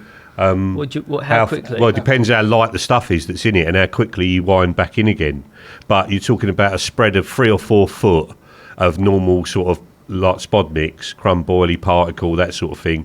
Round boilies go pretty much straight down. How long should you be leaving the spom for? Count of 5 at least, I would say. You know, at least. Or spom just that little bit further, 3 or 4 foot further, and then the bait that where it first hits the water is landing behind your rig, and the rest of the bait has come up to your rig. That's a better way to do it. Right, yeah. You know? Yeah. I think that probably, you know, we had a conversation about like you clip your spom up the same range as your fishing rod in most, not in very deep water, but in most situations. And I don't. I always clip it up short because of the swing back of the lead. But the way you get a spread like that, 3 or 4 foot, we're probably both right. We're both, do you know what I mean? Yeah. If I'm leaving it a little bit longer and not winding it in so quick and you're winding it in straight away, you're probably getting a very similar thing. See, I do it very differently. I play with my spod rod like you do as well sometimes. So if I'm fishing at 20 wraps, and I'm putting 30 spoms out, I'll do 10 at 19.5, 10 at 20, 10 at 20.5. That way I'm creating an area. I just step back about 4 or 5 yards as well. That so way as clip well. up and then just walk back. And you can't always do that because trees and stuff behind you in the bivvy. But rather that area bait so you've got fish feeding left, right, middle, behind your spot. And you definitely hold more fish doing it that way. Yeah, without a drone, you wouldn't know that. So we've learned some stuff from Jones, haven't we? Yes, we've learned quite a lot. You never stop and learning. Didn't I see one hit a spom hit the water and saw the fish spook away from? I think there was. When we filmed at Linear, they were actually attracted in by it. They weren't eating it, but they were attracted in by it. The fish were in a really funny mood when we did Thinking Tackle at Linear, and 2,500 fish just sitting there, not doing anything, you know, and they'd investigate the cloud, but they weren't like feeding like massive packs like they used to be. What do you fish a lot of big lakes, and you go off and do it on your own? Would you now use a drone as a locating device when you got to one of the big waters that you fish? Yeah, I think I would. I think that went to Lake Bolsena this year. Went out there, filmed. The film won't make it because we only caught one 14-pound common. But I was out in the boat and Lewis had the drone up in the air, and the bigger picture of how the weed beds lay. You know, you're never gonna. You could do it with an echo sounder, but it takes so much time. But to be able to see the way the weed beds curve and the way when you see it from a map, you'd know exactly where you'd want to put your rig, wouldn't you? Whereas normally with the echo sounder, you just see the weed, you see where it stops, or there's a spot, and you put it on that. But being able to see the bigger picture on those big, vast lakes is a massive edge. You know, I think that if I was to use it at Orient, I don't think it would help me find fish. I just think you might do, but I think you'd be very, very lucky. It's difficult to know where you draw the line though, because why is the echo sounder all right and the drone's not? Is it the amount of effort you have to put in? Is that what it is, do you think? I think it's the same with you saying about using a boat compared to using a bait. It's a very personal thing. You put the line where you think the line should be, and if there are no rules, then it's up to the individual, isn't it? You know, and it's what you feel comfortable with and what you feel that you've caught them on your terms, I think. But put this into it, like you see, when you climb up and say you have a really good climbing tree and it gives you that really good perspective of the lake, that's no different to a drone. Yes, you've had to climb up the tree to see it, but you haven't risked your life, have you? You know, and we've heard the stories of people falling out trees, breaking their back, not being able to walk and stuff. And good argument. Yeah, no, I look at it like that. I just think what we're looking at for fish, safety purposes. All right, that's horrendous. Somebody falling out of a tree and fucking breaking their back. That's horrendous. But do you want to fish a lake that's got 10 drones up in the air? No, I don't want to see it saturated with that. But like from a moral standpoint, you know, people saying, "Oh, it's cheating." Who am I cheating against? Do you know, I just want to catch them. You know, I just want to have a nice time. You know, that's. Just want to catch them all. I can understand. Do I want everyone on the lake? But in isolation, it's fine. But if everybody's doing it, totally, I'm with you. It ruins I don't want the aesthetic of the lake, doesn't it? 10 guys with drones around me. I really don't want that. But would I use one where I'm not interfering with no one? And would I enjoy it? Yes, I do enjoy it. And if it actually helps me catch a fish, will I feel any lesser for it? No. Down to circumstances and how people feel personally at the end of the day, isn't it? We're not all going to think the same way, are we? The difference between filming Monster Carp compared to Masterclass, much of a difference, Tom? Yeah, I did mention it earlier. There's a massive difference because the outcome needs to be different. With Monster Carp, you're telling a story of 3 guys going fishing, and you're trying to capture some of the sort of magical moments in between. With Masterclass, you're teaching somebody, you know, giving tips on how someone can catch more carp. So yeah, the style of film is very, very different. Getting back to the zig thing a minute, actually. So you're using live bait on the zig rigs in the end. Worms with a bit of cork. Worms and maybe maggots as well. You could use. I mean, do you see zig rigs moving in that direction in the future, going from plastic, you know, to no, not really. I think they're not using live bait is difficult and it's annoying, and like I said, not many venues will allow it.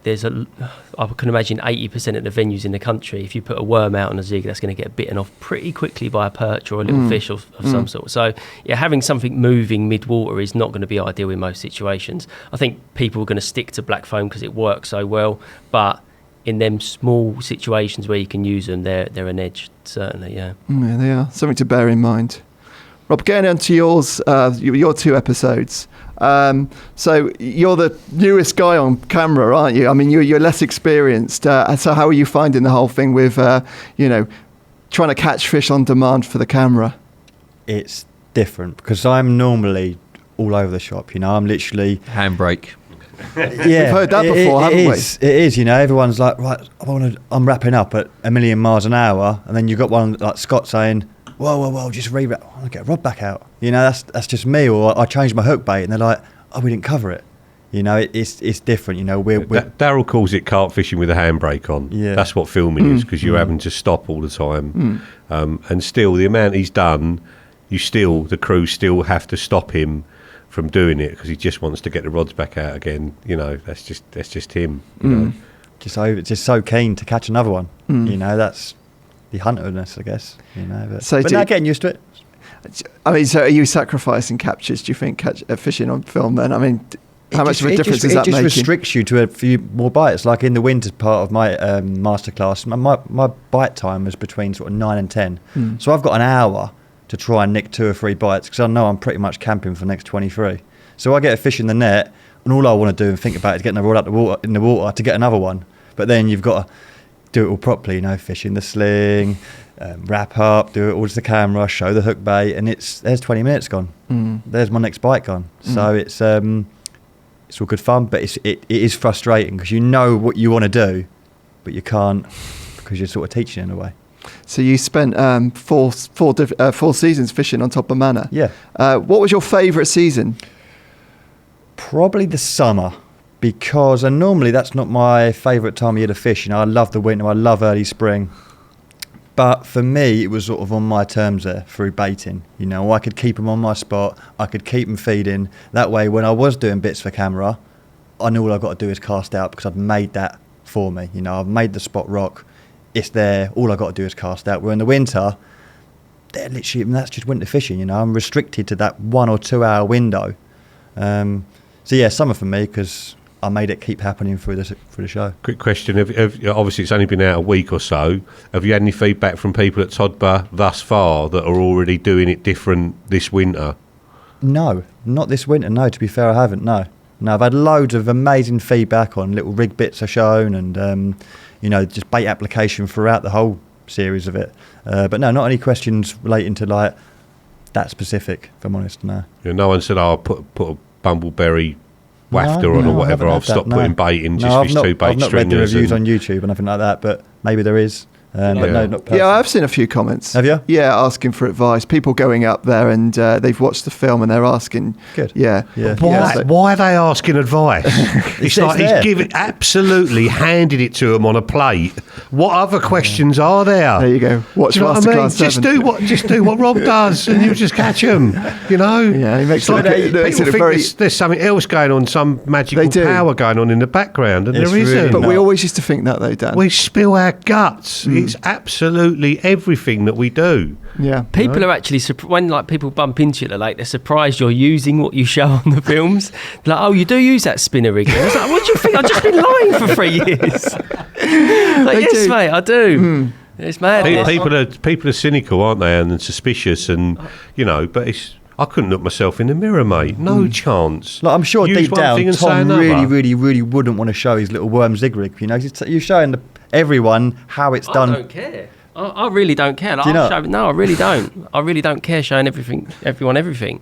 It's like people don't do it anyway. So they don't. I said that, didn't we? They don't do it right. Yeah. Still question it, don't they? Even though you're doing it, you know. What do you mean question what you're doing? Yeah. They do question what you're doing because they don't believe that it's actually what you're doing. That's what makes the coach so good. Yeah. Rob's job so good. Because he and they actually catch one while he's there and what he's shown them. Yeah. Do you know what I mean? Yeah. And it's like, see? Yeah. Do you know what I mean? And you can, and that's what Masterclass can't do. You know, you're leaving them with a memory and an experience that they can never forget. Yeah, and you confidence is the key. You know. Yeah. Once they've caught on that particular rig that they've never caught on, it's embedded in them. You know, they've got full faith in it. They know that they can put it out again. Just pull the mic up and get another bite. Yeah. Where if you're just showing it sometimes on a DVD, there's still that, I don't know, is it the right way? Have I done it right? When you've got someone behind you saying, that is spot on, all you got to do is get it on the money, it's a different scenario. Yeah, it works, but... I have it as well. Like when the Goo first come out, and I still use it now an awful lot, but I even had it with my uncle, my mates. They're like, when I go fishing with them, they're like, oh, you do actually use that pineapple Goo? You're like, yeah, mate, it's really, really, really good. And then they only start using it when you catch more next to them, and that's the only time they go, oh no, it does actually work, even though you've been telling them like profusely before that they've got to use it. So it's often that you need to be shown or see it in real life to go, oh right, okay, yeah. But people shouldn't wait for that. I don't wait for that. That thing, should they? I mean, we're lucky. We live in a bubble where we're rubbing shoulders with the best of the best carp anglers all the time. We're sharing information all the time, and you do get to see it firsthand and all that sort of thing. We're in a very fortunate position in that respect. But you know, I'm sure that in a Nash video or a Fox video or an ESP video, they're all using exactly what they say they're using as well. They're all decent people, all of them. You know, so. Yeah, like we're all telling the truth. Do you know what I mean? Get over yourself, like, you know. Like, can you imagine the fallout if you got caught using something completely different? Can you imagine? Like, that's commercial suicide, you know. And it's not how I live my life anyway, you know. And but it's just people like, you know, just. I think it's more about that reassurance thing, though, isn't it, for you? It's just being there. It's almost like putting your arm around someone, isn't it, and saying, look. People love that. They love that confidence from yourself and you're giving to them. You know, it really sort of buzzes them up a little bit. They're like, yeah, this is going to go really well. You know, all I've got to do is get it out there and I'm going to get my bite. Yeah. And so summer was your favourite? Summer was my favourite, yeah, just because you can keep that during the summer months, you know, feeding time is when you want it, really, especially in a lake like Todber where you can create something and keep it going. It was quite rewarding. I enjoyed that one.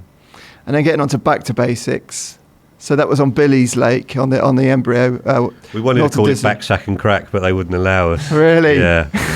So we called it back to basics. That's a shame, Dan, isn't it? Can you imagine the slow-mo close-up in that one? That would be lovely, wouldn't it? Yeah. Oh, split screen, eyeballs in one side, the other balls in the other side. Oh. Yeah, maybe next time. Yeah? Maybe not. I saw. So you were fishing. You were tutoring another guy, weren't you? And, Adrian. Yep. AJ, giving him some tuition. A bit of a bromance going on there, isn't there? Like you noticed on AJ's camera. cool. Who is AJ? A bit of a bromance going on, definitely. Who is it? So That's Neil Spooner's cousin. Oh, right, Neil okay. worked with Adrian in the first one of Back to Basics, and then I sort of took over Neil's role as the coach. So is his fishing progressed since the first one that you done with him? AJ doesn't get to do a lot of fishing. Right. So you'll notice with AJ is he'll start off really uncomfortable a little bit. He's a little bit like his casting's not on point for the first sort of hour or so. He's just doubting himself because he's not out there constantly doing it. But as you progress into the session and he gets a bite, and then what he's got to do is repeat it, his confidence shines, and before you know it, you can just wind him up and let him go. But I think that's a lot of anglers' bad issues. They just lack confidence, and when you've got someone behind you telling you you're doing it right, 10 bombs, is that hook point done, you're constantly backing them up, they're going to become a better angler. Yeah, right. It doesn't take long for someone to just go for it. Billy's Lake's quite weedy, obviously, isn't it? As well, it looks And a that weedy lake. was another obstacle for AJ. He's not used to fishing weedy lakes at all. His local lakes are the Fens and places like that where, no disrespect, you could pretty much cast anywhere, get a drop, and you're going to be presented. Actually, Dan, I was going to ask you. Sorry, Rob. I was going to ask you. Anglers that are new to carp fishing, would you recommend that they get straight on a weedy water, or have you got any preference? No, there? anglers completely new to it. They want to go somewhere like you're saying, Fens fishery, Fens, Braintree, is it? Yeah, Braintree. There's loads of them. No weed, places and just up and down cast the straight country. out. Yeah, there's so many fish in there. They can't get weedy because the water's always murky. Carp are always feeding on every inch of the bottom. Perfect place to learn your trade. That's what I didn't learn on weedy lakes. The first weedy lake I went on was Little Grange, and I almost give up carp fishing as a result of it, because I just every time I wound in, it was all engulfed in silkweed, and I've been on layer pits that didn't have a drop of weed in it, and it really did. I did the start of the season, and I went home after 24 hours. It just absolutely fried my brain. I thought I've bitten off far more than I can chew here. So yeah, I remember starting on Horseshoe Lake, and Horseshoe was always weedy, wasn't it? And you had to be quite skilled on there as well, didn't you, to find... Horseshoe had a good community of people, though, that would probably show you how to do it. Yeah. Did that happen? Did you have people? I guess so, yeah. I did. But, it still took time to actually... you only learn from experience as well, don't you? Yeah. So it was still... I did find myself fishing in the margins there for a couple of years, which is probably not a bad thing anyway. But... no, but a long learning curve to get to where you need to be. Yeah, I guess so. Yeah. Mark, again, with Back to Basics, we're trying to cover... We did a casting thing where AJ learned how to cast 80 yards because he'd never done that before. The first one was just get a bite from anywhere, and he learned how to tie a mesh bag for the first time ever and feel the lead at the bottom for the first time ever, and we chose Billy's Lake because the fish are lovely. There's loads of them in there. They've only just gone in, so they're well catchable. And Embryo Norton Disney's a new venue that we want to promote as well, and it's aimed at exactly that kind of angler. So it's weedier than we would like it to be, but we're dragging it now. We've had the weed boat in there at great expense last year, and it had a limited effect on the amount of weed, but the team up there now are just going to drag it 4 or 5 times a year. We've got these huge rakes, these capstan winches. Basically you take the rake out on a boat, put the rope around the capstan winch, and that takes all the pressure off it. You just take the slack off the winch, and it'll drag a 3 metre wide rake in and clean the bottom down to the mud. Every drag, it clogs up with weed, and basically the first few metres it will clear, and then it's clogged up. But if you drop it in the same place and the first bit's clear, it doesn't pick anything up, and then the next bit it picks up, and so on, like that. So that we need to do a fair bit of that over there, because they do get weedy. It surprised you, did it, how quickly, how weedy those waters were? No, because if you put carp in a lake and you feed those carp, which we did all last summer, the carp are basically producing fertiliser out the back end of them, which makes the weed grow. There's nothing you can do about that, you know. Yeah. I won't dye them because I can't stand the dye. Just think it looks horrible.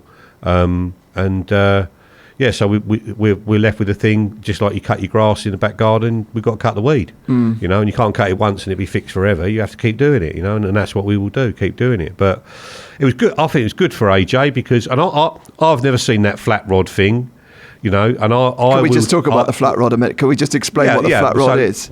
So basically, will you explain it, Rob? It's your tactic that you've pulled the mouths off of hundreds of carp with. Yeah, apparently so, Rob. Has got you banned from pretty much every lake in the country. I was quite surprised. I was very surprised when I heard about the comments on YouTube and whatnot. But no, I've been doing it for years, you know. And if I was getting mouth damage or cracking off, leaving fish tethered in weed, I'd have stopped a long time ago. So the flat rod technique. So yeah, fish go into the weed. You've got two options, you know. Like in Dan's masterclass, you know, he's fishing barbed hooks. A fish gets snagged up. You put the rod back on the rest, and hopefully the fish will swim out. You do that with a barbless hook like you've got to use an embryo, you're going to be left in a pile of weed. You ain't bringing nothing in. So it's no different to someone saying, keep tension on the fish, it will come out.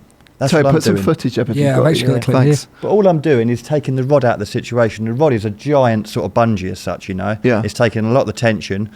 All I'm doing is pulling back and holding. It's like a giant elastic band, and all of a sudden you'll feel the weed. It's like a tingling sensation. It goes, you can hear it, and then you're just pulling up slowly.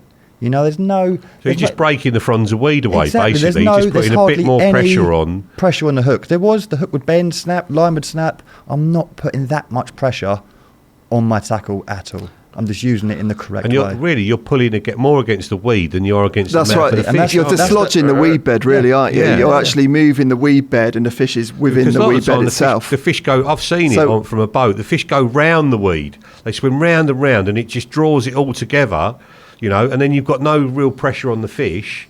You know, so by putting that extra pressure on, you're breaking all those fronds of weed, and the fish comes along behind it. You know, so like getting comments like that, it's just like people haven't got a clue.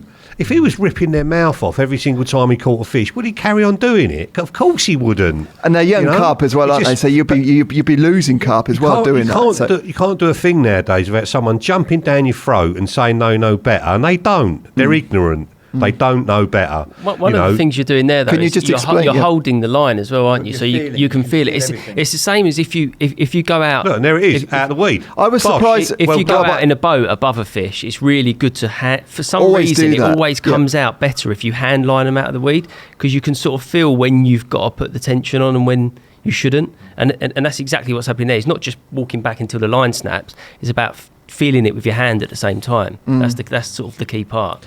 I was surprised watching that actually with AJ as well, that as soon as you demonstrated how to do that, he was walking back with a rod and you could see he was a bit apprehensive.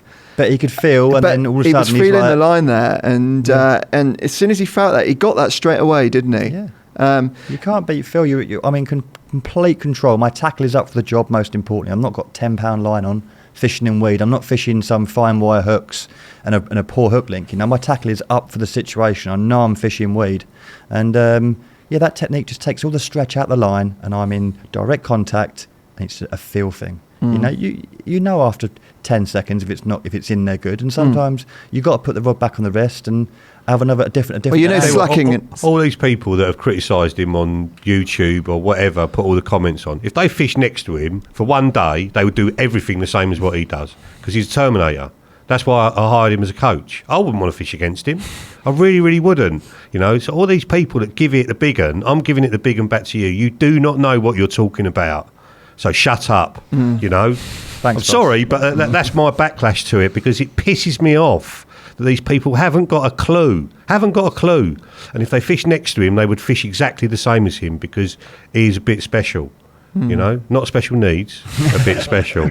You know, it's like, you know, if we got them fish in and their mouth had been hanging off, do you know what I mean? Have you seen any mouth damage? What would have looked like? Ever seen any mouth damage, Rob? I honestly haven't. You know, like you said, these are young fish and they're prone to mouth damage, and the fish are happily, safely on my mat, not stuck in a weed bed, cracked off anywhere. You know, these are Dan's babies. I wouldn't want to put them in any danger. I'd be losing my job if I got come back and Scott were going to him, "Cool, Rob's technique, Dan, he's smashed up 3 of their mouths." I'll be getting it in the right ear hole, but it's not the case. You know, I'm there to catch them and make sure they go back happy. Yeah, you had a good session on there as well, didn't you? It was really good. It got quite busy. It did. AJ followed instruction absolutely perfect. You know, he got that swim working. And Billy's is that sort of lake. You know, you put maximum effort in for your baiting, for getting the rigs absolutely spot on every single time, and you'll have just like that sort of a session. You know, 15, 20 fish, absolute worldies, and that place in a few years is going to be.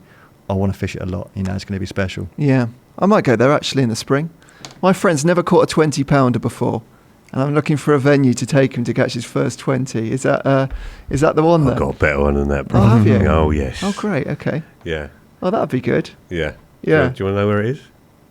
I'm not telling you. No. You won't tell me. No. We Pettage Lake on the Norton Disney complex is the one that's got the bigger fish in it. We only stocked 15-pounders a year ago, so they're all 20s now, and we stocked a few 15-pounders this winter, so they're still 15, 16 pound. But you're talking about 200 fish over 20 pound in 13 acres.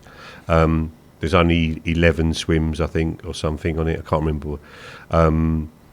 But yeah, that's the one on that complex to go on. There's lots of 20s in all of them now.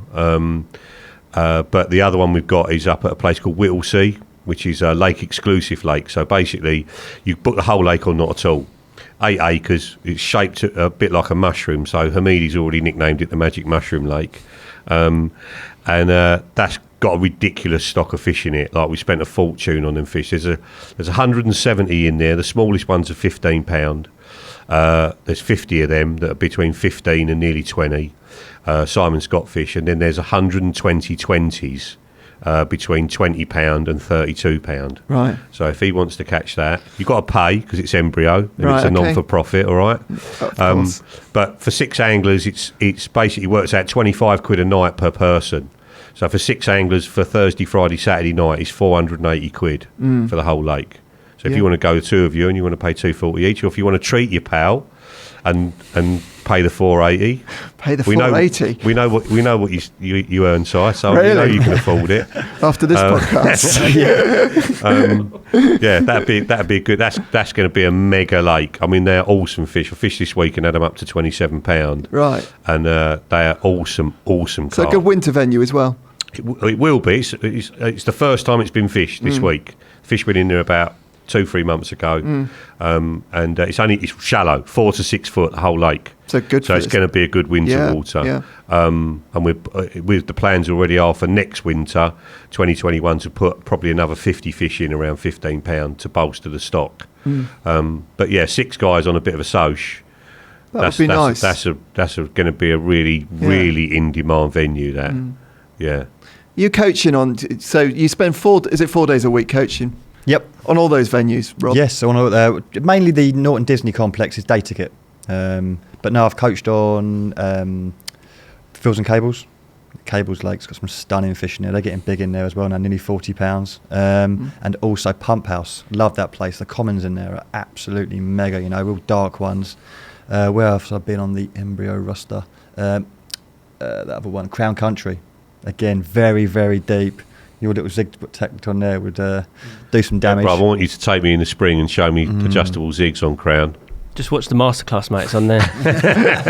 Masterclass 7. Keep telling people they don't listen. I like fishing with you. We have a laugh, yeah? Sweet. That'd be really good. But no, there's some mega lakes on the embryo on the roster now. It's every one of them has got worldies in it. Yeah. There's another 3 lakes coming at Norton Disney in the spring. Turner's are stocking theirs stupid.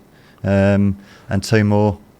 DeBorns and Holdens, they're just mega lakes, and you could drop a pin and hear it. It really is a middle of nowhere jobby over at Norton. I love it over there. It's great fun. Come the spring, when you can start getting them big hits of fish again, and you can start making it happen with the anglers, getting them confident, getting their spots rocking. Looking forward to a bit of that. It's a nice place as well. I mean, it needs to mature a bit, doesn't it, on Norton? But it's going to be a it's nice because it's heavily wooded all the way around the outside. The lakes are quite open by the water's edge. But I've told the guys that are running it, like, stop cutting the vegetation back. I want it to grow up. I want it to look wild. Because anyone that works on a lake just ends up manicuring it. you know, like making it like their back garden, and like just stop it, let it overgrow, you know, and cut a nice path down to the swim, but let it grow up. And we took some on a few years ago that were totally barren, and they're really grown up now. If you just let nature take its course, they they mature long. Very quickly. All right, shall we move on? We're going to I'm dreading this bit, you know. I have to read some questions out from social media. So people have been posting questions to all of you, and we'll get some answers, shall we? Looking forward to this, guys. Yeah, it's good. Yeah. Okay. It's what people want to know, isn't it? So. Thank you, everybody, for putting these questions across to us. And sorry if you don't get mentioned. Right, shall we start? I'm going to start from the top. Simon Jones, thank you very much, Simon. What do you look for? We've kind of asked this question before, but what do you look for when you're looking to film? What sort of venues do you look for regarding venue? Can I just read this again? Yeah, read it again. Do you know, this sort of stuff is really, Simon? really... Can you read? Clearly, I can't read. Are you dyslexic? I'm dyslexic, but yeah, I can read. Right. I'm trying to improvise too much. That's the problem, I think, instead of just reading it.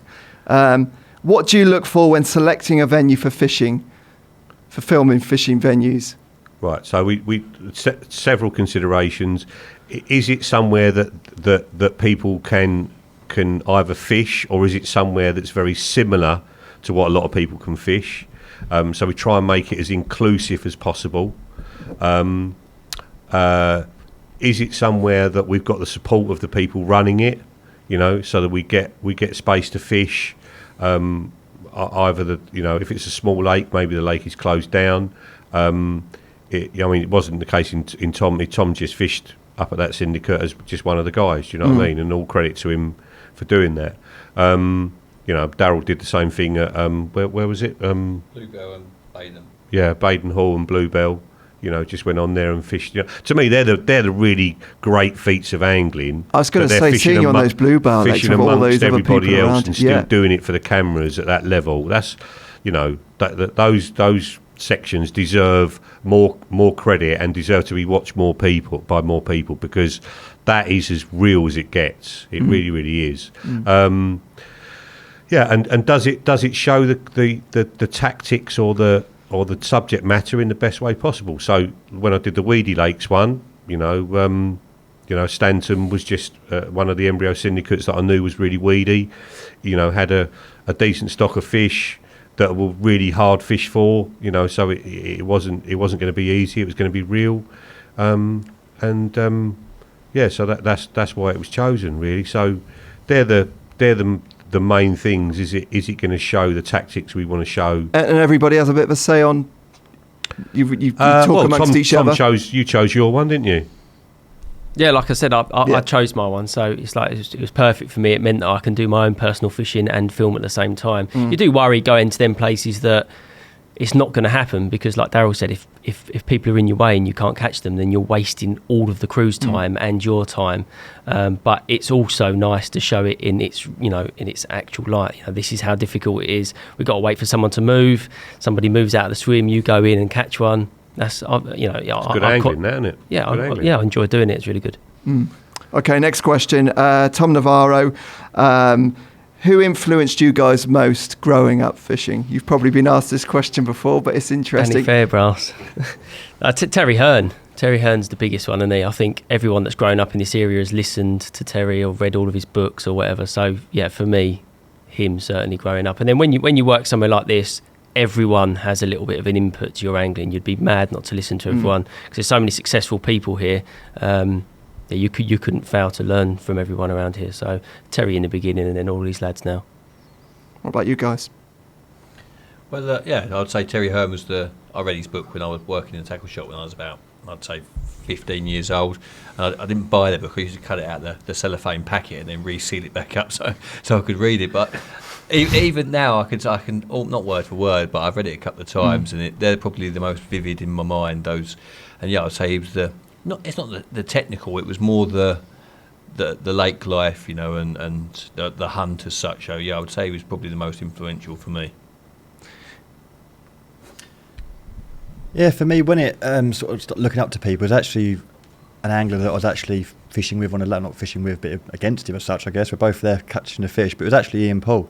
You know, very, very good angler, very talented angler. Yeah. And he knew what was going on in his swim. You could walk into a swim, have a cup of tea with him, and he'll be just like, there's a carp there, or they're pushing through there. And I'm like, what's he talking about? I've seen nothing. You know, he's just was on it from the get-go, and his catch reports, wherever he went, he caught. So, yeah, I always sort of looked up to him. But, again, Darrell, you know, absolute machine. Terry Earn always gets mentioned. He always will, great storyteller, and he catches them. But now I'm surrounded by mega anglers now, yeah. Like you say, Tom, we all learn, don't we, working here? You know, you're always going to pick something off of somebody, aren't you? There's You're so a bit of a much. slow learner, though, aren't you? Maybe a little bit, especially when it comes to this stuff at the moment. Dan? Mine, because I'm a bit older than everybody else, was Kevin Maddox and Rod Hutchinson. They were the people that I was really inspired by. Maddox was like the technical angler to the nth degree. Carp Fever was like my Bible. And Hutchie was just the entertainer and just the beautiful storyteller. And like the Carp Strikes Back, I've read over and over and over and over again. I suppose by the time Terry's books came out, I knew Terry, so it was I could talk to him about them stories, and he told me them stories when we'd be out and having a drink after a show or whatever. He could regale them stories personally. So I didn't read the books with you know, such sort of intention as I did with Hutchie's book. You know, that they were my inspiration, definitely. Though Carp Strikes Back and Carp Fever were my inspiration when I was growing up. I think mine were Rob Malin's books. And Malin's books as well. They had to be. And Malin's books, yeah, absolutely. I should have mentioned, but I got to know Rob quite well afterwards, and I heard all the things that really went on that weren't in the books. Do you know what I mean? And it sort of shatters the illusion a little bit. Yeah. You know, but. And some of the stuff would have actually made a very interesting book in itself as well. The stuff that could have been the best out there, I think, or probably was the best at the time as a natural angler. And I think if he'd been around in like today, I think he would have been even more influential than he was if he'd had a company like us backing him and allowing him to go and do what he did. Because as a problem solver and just a natural gifted angler, Malin was amazing. Well, he was doing that through the 80s, and then with Magalina stuff as well, you know, all that stuff. I mean, he just emptied everywhere, didn't he? Emptied everywhere, you know, inspirational guy, definitely. And someone like Terry as well, it feels like if you were sat on the bank with Terry after reading that book, it actually feels like you've relived that, and you could actually sit there with him and actually think that you were actually there. Yeah, he's got an amazing storyteller. All of his films that come out now, I watch all of them. Yeah. You know, I watch all of them, and I love them. I watch them several times when I'm fishing. I absolutely love them. He's just gifted in that, just lives and breathes it, doesn't he? You know? He knows how to tell a good story. He does. Josh Winchester, how to pick a swim when there are no signs of carp, and wind off your back or wind in your face? So if it's during the winter and you're not seeing signs of carp, you know, a lot of time you've got to go on your gut, but research going into it, you know, you've got to be little telltale signs like keep an eye on social media, maybe like follow the lake you're fishing, and then pick up on any pictures that the fish are coming out, look at the backgrounds. Oh, that's that swim. I'm always looking, you know, if I'm going somewhere, where's that swim? And then speak to the bailiffs. You know, if you've got mates that are fishing there, you're just constantly doing homework. You need to be in tune. But if you're not seeing them, you've got to work off your gut. You know, if you're standing in a corner and the wind's piling in there and it's freezing cold and it doesn't feel comfortable, it's not going to feel comfortable for them 9 times out of 10. But at the same time, you can't write them areas off. You know, I've been sat there, remember Hardwick Smiths a couple of years ago, it was freezing cold wind. I'm sitting there on the back of it, lovely, thinking, I'm going to smash it up here, you know, this is prime. And the geezer on the wind is absolutely terminating it. And I'm like, you know, they don't always play to the script, but do your homework and sometimes work. If it feels good, go for it, you know. Davey? Yeah, he said most of it. I think the whole wind in your face or on the back of it, I think most of the time you want to be on the wind. That whole you want to be on the back of it thing. This was a cold easterly, by the way. Yeah, they still get on them. Do. I think wind's mostly about oxygen getting into the water, and that's what they're looking for most of the time. So yeah, unless a wind has been blowing for a very long time, sometimes you find them a little bit on the back of it.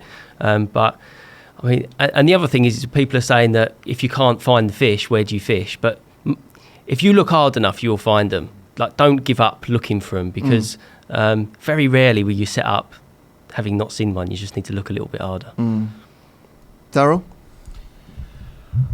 Well, obviously it's nice when the wind's blowing in your face and the fish are there, and I've caught them on the back of the wind, in the wind when they've been off it. But the truth is there is no rules, and carp, they change.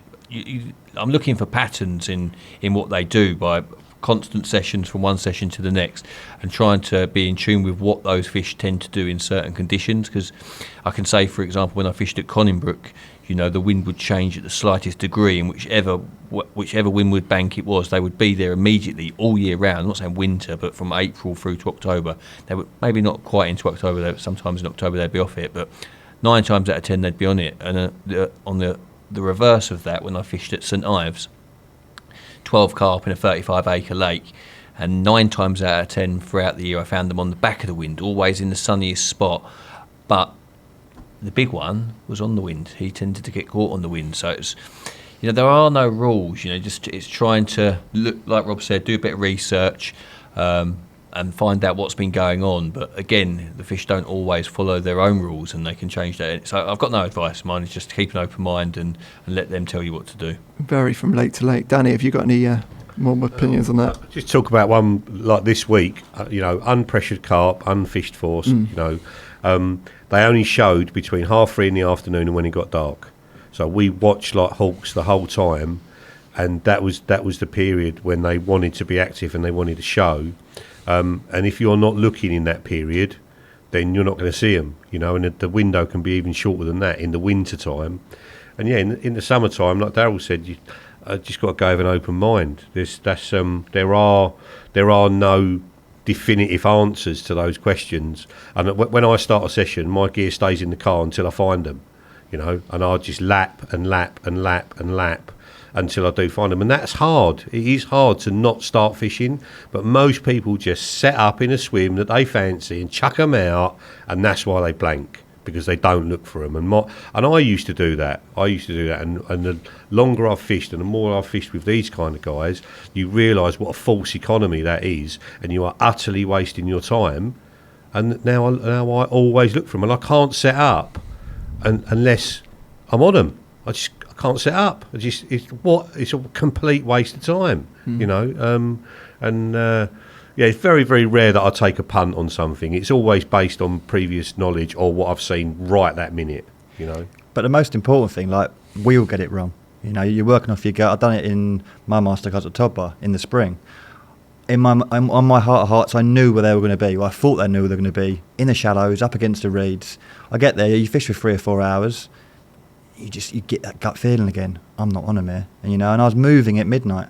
But that's the most important thing, that if you get it wrong, you change it. You're being proactive rather than reactive, rather than watch someone else go in there. Yeah. Oh, next time. There isn't, sometimes there isn't a next time. That's your time this month. So if you get it wrong, it's about being. Right. You've got to be motivated. You need energy, don't you? And laziness. Any walks of life, it doesn't work, does it? If you're just sat there and you're not thinking, and just letting things come to you. Yeah. We're always all sitting there like, where's our next bite coming from? Yeah. And if you can't see it, then we're on the move. Yeah. Darrell especially, you know. Like I say, it's not always going to work, but you're always trying. That's the. I moved out of a swim and done a 45-pounder one night this autumn on Willie. They're not here. I moved out. Someone went in there and caught one. So, I make loads of decisions. Sometimes they're right, sometimes they're wrong. But I would rather get it wrong than just not try to stagnate. You'd rather take the wrong action than take no action. Yeah. End of the day, we're hunting, aren't we? You don't get what you want by just sitting there and waiting sometimes. Yeah, we are hunters. Right, and next question. Actually, Aaron Rees was asking you, Rob, where will Korda Coach be this spring? This spring, everywhere. I'm going to be doing a lot more linear fisheries this year. Again, Norton Disney, we've got 5 lakes rocking up over there, so yeah, I'll be over there a hell of a lot more. The Fens fishery as well. I've got a little bit of time in Crete Lakes in France, but yeah, generally linear fisheries. If you ever look on the Korda website, there's a little coach drop down bit. If you look on there, I've updated that today. You'll see where I am for the next few months, so keep an eye on that one. Yeah, okay. Bradley Pears, essential items taken on Masterclass, on the Masterclass series that are not necessarily seen on camera. A chef. That's what you said as well, wasn't it? Yeah, I said that earlier. And the cameras themselves. What does he mean? I suppose you don't know what he means by not seen on cameras. You're seeing everything that goes on apart from the crew behind the cameras and the cameras themselves, basically. I think people would be surprised at how many camera crew there are and what's going on there. And a chef as well. You get chefs, do you, on location filming? Yeah, but do you? You got Since when? I don't get them. You've got 10 people there. Maybe next year. Yeah. Our masterclass we tend to do with less people. The less cameramen I can have with me, the better, because it actually feels like a fishing session, and you're not actually filming. And I don't want them. I don't want their kit in my eye line if possible. I just want to see the lake. So they bivvy up at the back and what have you. Like alley swim is like Piccadilly Circus. It is a joke, isn't it? On Monster Carp, it is a joke. I'm really strict with that as well, the people not being in front of my eye line. I need to sit in my bivvy and feel like I'm fishing, otherwise I'm just not enjoying it at all. Yeah. But yeah, you Ali still need to feel like you're fishing. Yeah. Al's got like people with big like brass drums like that. Ali's lights going, like his name's going up in lights behind the swim. A big session of people waiting for a signature. Do you know what? I mean? Just to stick up for Al a bit, it was like that, but I think recently he's even come round to Has he? Yeah, I mean, because I've always fought for a much smaller crew, just because I feel like it feels more natural and you end up getting better content that way. Not necessarily better quality, but it feels more natural, so you get a better sort of end product. But yeah, and I think Ali is slowly coming around to that as well, because it's like it's tiring when it's 10 days and you've got 5-6 people in your swim all the way through. It's like it just doesn't feel like you're fishing, and you end up losing that feel by the end of the trip. So yeah, I'm exactly the same, mate. I'm like, everyone's bivvied up behind me, and don't sit in like. Don't sit in my bivvy. Yeah, don't like put your camera down in my bivvy and sit on my chair. It's and my all house. That. It's my house for the week. If you haven't got a cup for a cup of tea, you ain't getting a cup of tea, mate. Like you've known about this for 4 months.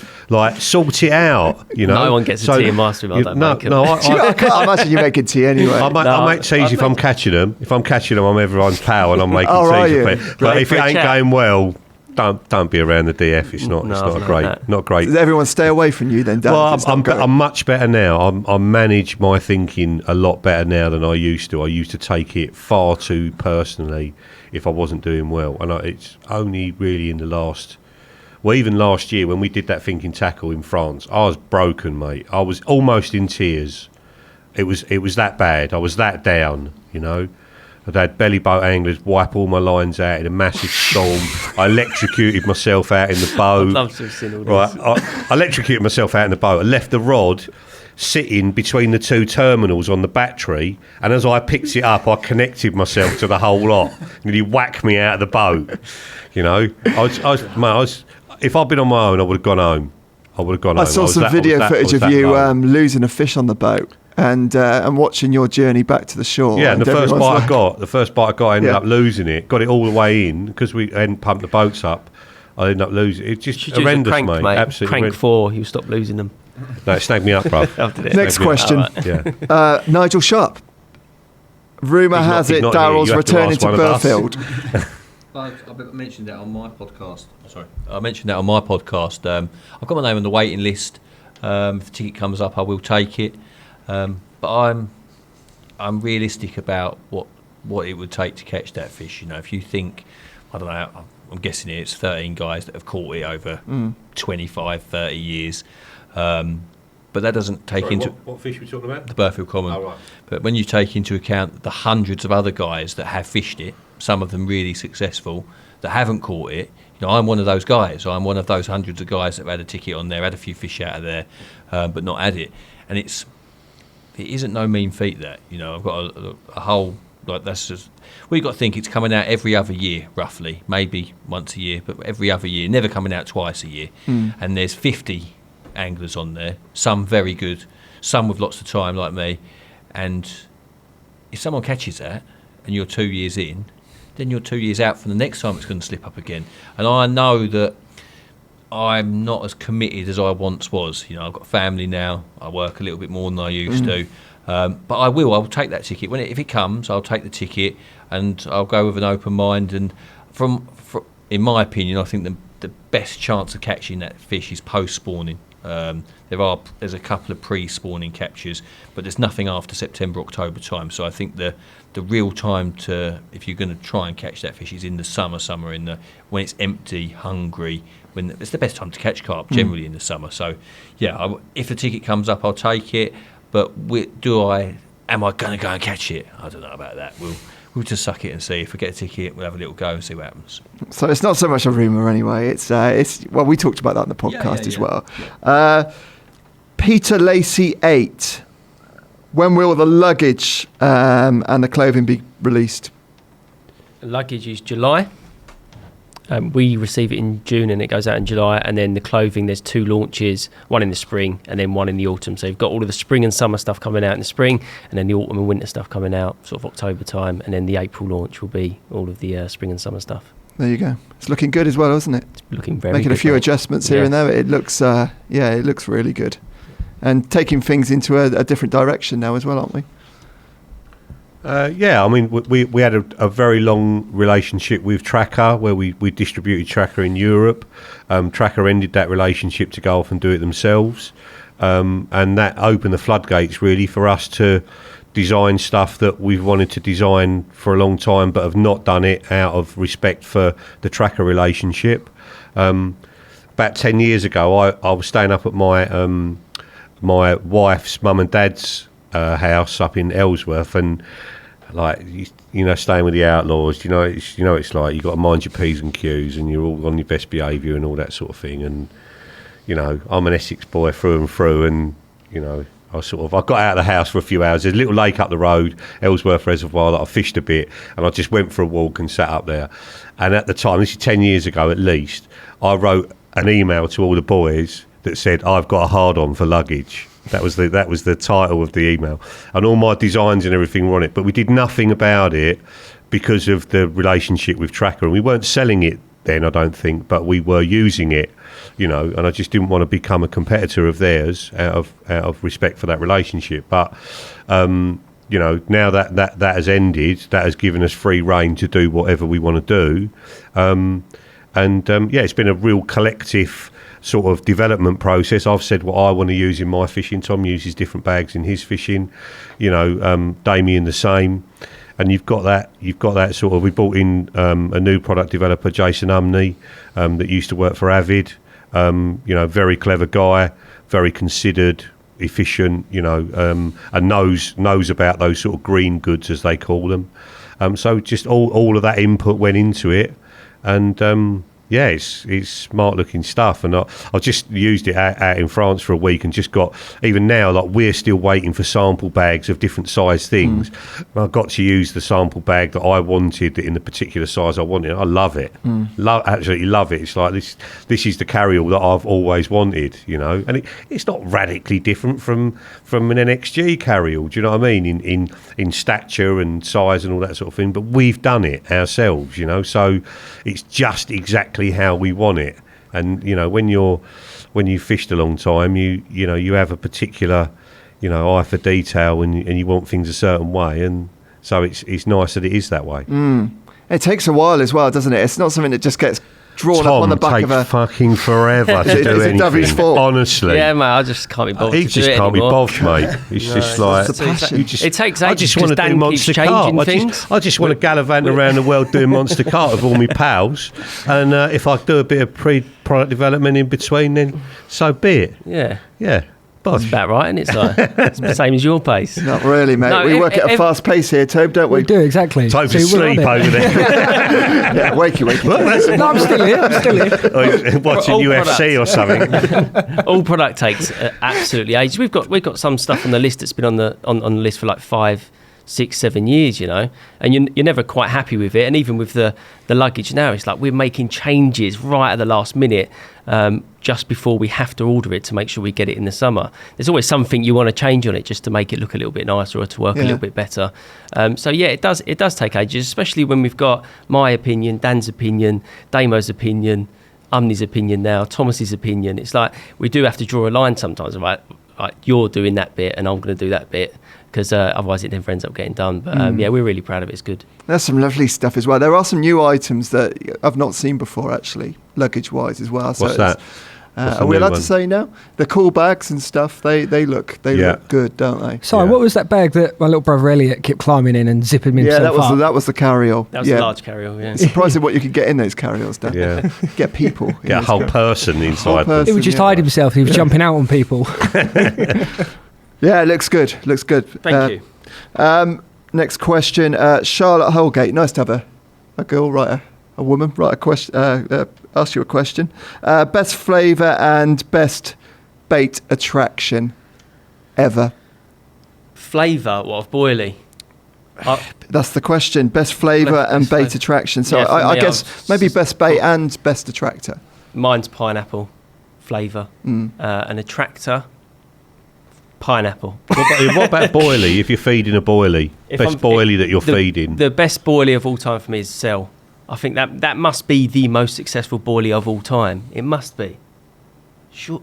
Biggest selling boilie. Biggest of all time, selling. Well, because it's the best catching one. I still even go back to that myself. I still use Cell an awful lot. I just know it's going to work.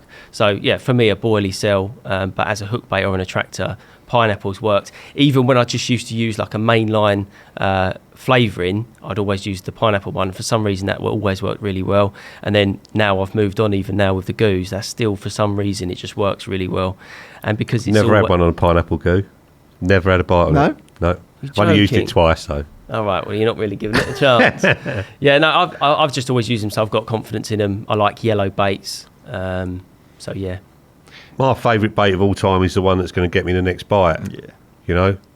You can't be locked in with them sort of things of like there's one thing that does everything and it's the be all and end all. It ain't like that. That's answering that question. It's like saying don't have an open mind. So you got to isotonic I'm using loads at the moment on the pop-ups, little IB pop-ups, isotonic on it. I think that's a fantastic attractor. I use a bait called Fibre in the winter, which is a new mainline boilie that won't be out probably until next winter, the end of this year, because it absolutely flies through the fish. They love it. But I've done better than anything on sweet corn this winter. Me too. So just sweet corn. So sweet corn. So you've got to adapt, and whatever's the best bait for the lake you're fishing, that's the one you want to be on. Yeah. You can be open-minded and search for these new attractors as well. Always doing that. Always. Yeah. Darrell, anything? I think, obviously, I've caught loads of fish on Cell, caught loads of fish on Activate, but they've all got their time, sweet corn, tiger nuts, maggots. I remember Tom saying once about if you've got the right thing, fish it straight, and I believe that. I think if you're fishing, if you know what it is they want, and you put that out there, it's a spot mix. I don't think when you've got a mix, I don't think it's best to have a mix. I think if you know exactly what it is that they want, then give them exactly that. I've seen it on ridiculously easy lakes with thousands and thousands and thousands of carp fishing a solid bag with pellet. It's caught me loads of fish everywhere, and in the daytime when the fish aren't feeding, I'm catching nothing. I went to the shop and I bought some maggots, and I turned my swim into a jacuzzi. I just put 20 bombs of maggots out, and before I was even ready to cast my rods out, the whole swim was a frothy line. So I've gone from getting zero reaction to creating a party in my swim. So there is always something. There is something, but you have to work it out, and it's not always that easy to see exactly what that is. One more question, shall we? These are good, aren't they? Better than you doing it, I'll tell you. Really? Yeah. Maybe we should have a guest presenter come in. Toby, defend me here. Toby's all right. I'm on the cameras, always mate. hides behind those screens there, yeah. Right, what's the best question to ask you? I've got a couple more here. We've only got 2 more. Ask them both. The poor people have put their questions in. Well, there's a lot more out there. Oh, right. Dan, Is that but, right? Okay. Steve Preston, are you guys thinking about doing like a lottery sort of ticket thing for the winner winning a place on the Korda Social? What Korda Social? We do a Korda Social, don't we? No. We do a shop social, and we all go to Gigantica once a year. He said Korda Social here. Oh, There's a sponsored angler social. Yeah. So is he maybe thinking that he can come on that? You're never going to do that. You're never going to be privy to that. I'm not saying we wouldn't. We are going to do some prize draws for people to come fishing with various members of the team, myself included, on really exclusive lakes. We're going to do that this year, definitely, to raise money for the fencing fund for Embryo, to fence some lakes that can't afford to do it themselves. We're definitely going to do that. Me and Spooner are going to do one in May. We've got a new syndicate sort of up near Peterborough that's going to be invitation only, an Embryo syndicate, and we're going to do a prize draw on that. And that's, you're talking about between £25 and £40 wood carvings in there, and it's been there for a year and not fished yet. So that'll be a money can't buy type thing. But not that, you know, them sort of events with the sponsored angler social. We only get together once a year, all of us, you know. So it'd be weird if there was somebody there that didn't know anybody, and you know, that'd be a bit strange. So yeah, stay away from those anyway. Yeah. So yeah. Last question, Gary P20. What attribute would you take from each of your anglers to improve your own? What would I take from these? I didn't hear quite what you said there. I don't think I actually read it out very well. Let's do it again. What attribute would you take from one another's angling to improve your own? What would I take from one another's angling? So what would you take? I'd take zigs from Tom. Right. 100%. I would take mobility from Darrell. More mobility than I currently exercise in my own fishing. And with Rob, I would take tenacity and work rate. You sound quite formidable, Rob, don't you? Blimey. What about you? For me, Darrell's mindset, how he sits there doing 4-week blanks on the Orient, is beyond me. You know, I'd be doing a week in and going, I've got this all wrong, I need to come home and recharge my batteries. So yeah, that is just madness. His missus beats him up. It's got to be saying it. It's got to be saying it. Dan's ability to stay confident with his spots. You know, I'm like Darrell. If I'm not on the fish, I'm on the move. Where Dan's like, they'll come round through baiting, and you know, I'm just too proactive and on the move all the time to sit put sometimes. Tom, I never really fished with Tom, but nothing. I'm useless. No, you're not useless. His TV voice is sick, isn't it? You know, probably that. Good voice. No, well, your voice is getting better. Tom is your the voice all-round angler. You know, fantastic caster, always on the fish. That's all you need. You know, you really do. The all-round angler. Stamina from Rob, and I'll take Dan and Darrell's time. You are a cheeky fucker. Well, we got to make it a bit of a laugh, haven't we? Yeah, Darrell. Well, I think the weakest element of my own game is bait application. So I definitely think Rob's got. I could learn so much from fishing with Rob. You know, he catches so many more fish per year than I do, and I think you're learning best when you're catching. You know, I might be very stubborn and be able to stick it out, like he said, but I think there's definitely masses I could with regard to bait application and bait. Tom's very just good at everything. He sees something. I watch Tom, and he learns it quickly, and he does it well quickly, and becomes, like you say with golf, you're getting better at that. He's just a natural learner. He gets really good at stuff really quickly. And Dan is very optimistic and very confident, whereas my glass is always half empty. I'm always doing it wrong until I'm doing it right, where Dan always, we're having them, and he just, we're having them. And I think the complete opposite. What about when we were in Germany, where I'm like, you're still confident, bruv? You got like a foot of snow on the ground. You're like, yeah, we're having them. That's what you said. We're having them. And I'm like, right, we've just wasted all this money on Masterclass because it snowed in April. And he's like, and what happens? He had them. He had like 5 that day, you know? It was 7, but if I know where they are, I'm happy. You know, that's if I can adjust if I'm on them, and we'd seen them jumping. No one had fished for them for 2 weeks. It was less than 6 foot deep. That's why I was confident. But you're confident when we arrive before we've seen anything, and you believe that we've got it, and we're going to do it. Whereas I'm like, I don't know enough about this. I don't know what I'm doing. I doubt myself too much, and I don't think. I'm only confident because I've got you there, and you don't rate yourself. So we're absolutely buggered now, aren't we? The secret weapon is just broken. That's mad. I would never thought you would have said that in a million years. I think that you I think you fish very, very confidently, and it always seems like you are going to get them. That's what I feed off of that, mate. I really do. Oh. Yeah. Okay. Weird, isn't it? Weird. I wouldn't have expected that. So yeah, it all comes out. Last person, Tom. Did you miss anyone? Sorry? Did you miss anyone? What do I gain from you? What would I like from you? Possibly, yeah. Oh, it's tough, that one, isn't it? Think about a full head of hair at your age? That's not going to happen, is it? Might not do. Haircut looks good today, though. Cheers, mate. Thank you.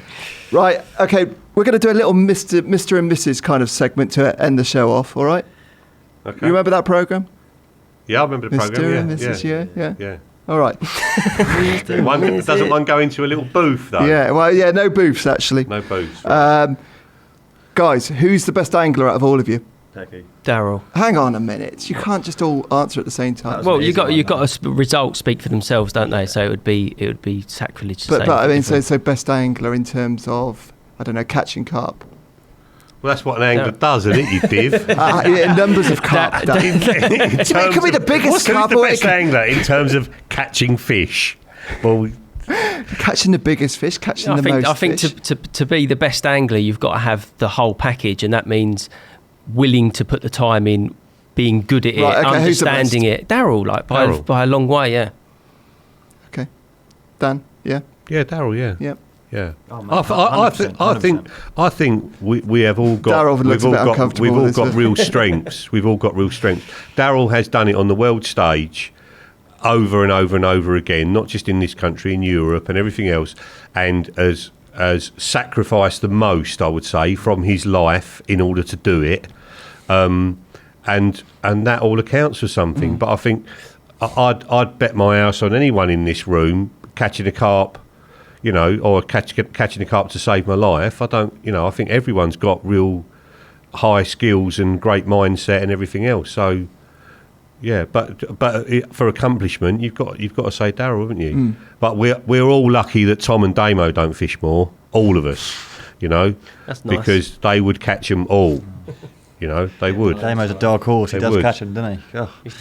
Mate, he's ridiculously good. Ridiculously good. He's got a really good feeling for what's going on. Like, often before he catches a real big one, he'll ring you and go, "I'm going to catch it in 4.5 hours. It's going to be 91 pounds 4 ounces." Oh, shut up, mate! You like to get your text about 4.5 hours later.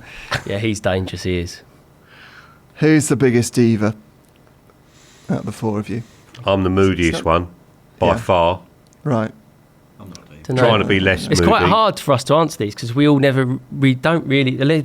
These guys obviously fish with each other quite a lot, but I don't fish with any of these guys at all. So it's quite hard to know. Yeah, everyone assumes that you kind of all fish together. Yeah, I guess at some points. No, yeah, not at all. Yeah, no. So we haven't got Danny. You're the biggest diva. I'm the moodiest one, definitely. I'm the most up and down, I would say, of anybody. I'm trying to be less and less like that, but that is my default position. If I'm catching them, I'm great to be around. If I'm not, I'm not great to be around. Stay away. All right. Put me in a draw situation. Watch me come out last. I'll be a diva then. God, Yeah. Who takes the most takes on film? Me. Tom. Oh no, maybe. Mate, I'm a shambles on film. It depends what I'm doing. If it's like a natural sort of thing, then no takes. But if it's like trying You've to deliver, got to talk about these Delkims and how many buttons you have to press. I am not a salesman at all. If somebody tells me to talk about a Delkim, I go, yeah, they're all right. That's all I've got to give. So I'm not. So if you've got a script to regurge about it.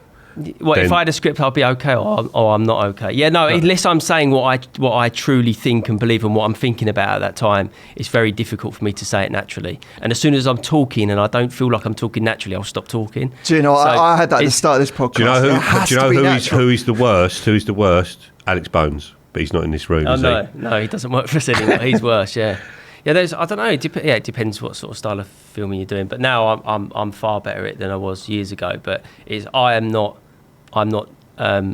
gifted in that way. I really have to try. You never thought you'd do any filming, did you? No, when you were young. Not at all. I don't like it. I really don't like it. It's not. Yet you're so natural on camera, aren't you? No, only when I'm doing that natural sort of filming. I'm not natural on like you're a natural sort of. You can convey a message really well directly down the can. I cannot do that. I still can't do it, and I've tried for years. I'm better, but that's a really difficult thing to do unless you're sort of that way inclined. I think it's not thinking about it too much. It's thinking about the viewer, not thinking about yourself. Yes. The people that are wrapped up in "do I look good" are the ones who fumble it. You know, you're saying I'm worried about if I look good or not? No, I'm not. I'm not saying that situation is the way Tom looks at it. But I always focus on the guy that's going to be watching it, and how can I give this guy the most information possible in the shortest time possible, in the clearest way possible, and so I'm thinking about the viewer the whole time and not thinking about myself. You know, and but not everyone can put themselves in other people's shoes. Like I said, I've just been able to do that. You've always been able to do it, Dan. Even at shows and that, because I've done so many shows, and I care about people. I love people. Do you know what I mean? And you just, when you see someone at a show, and I remember like teaching kids a knotless knot at shows and getting them to stand next to me with the whole crowd of people all behind and get them to do it, and we both did a knotless knot, and I go, "What's different between my one and your one?" And they're like looking like that. I'm like, "Nothing, mate. You've just tied it as good as me." That kid is like beaming. That's a privilege to be able to do something like that, isn't it? Yeah, you know, that's great. And that comes through in the filming as well. Yeah, you know. Yeah, no, it does. Whose episode is best on Masterclass 7? Who's asking these questions? This is like someone wants to start a fight. Some of these were mine.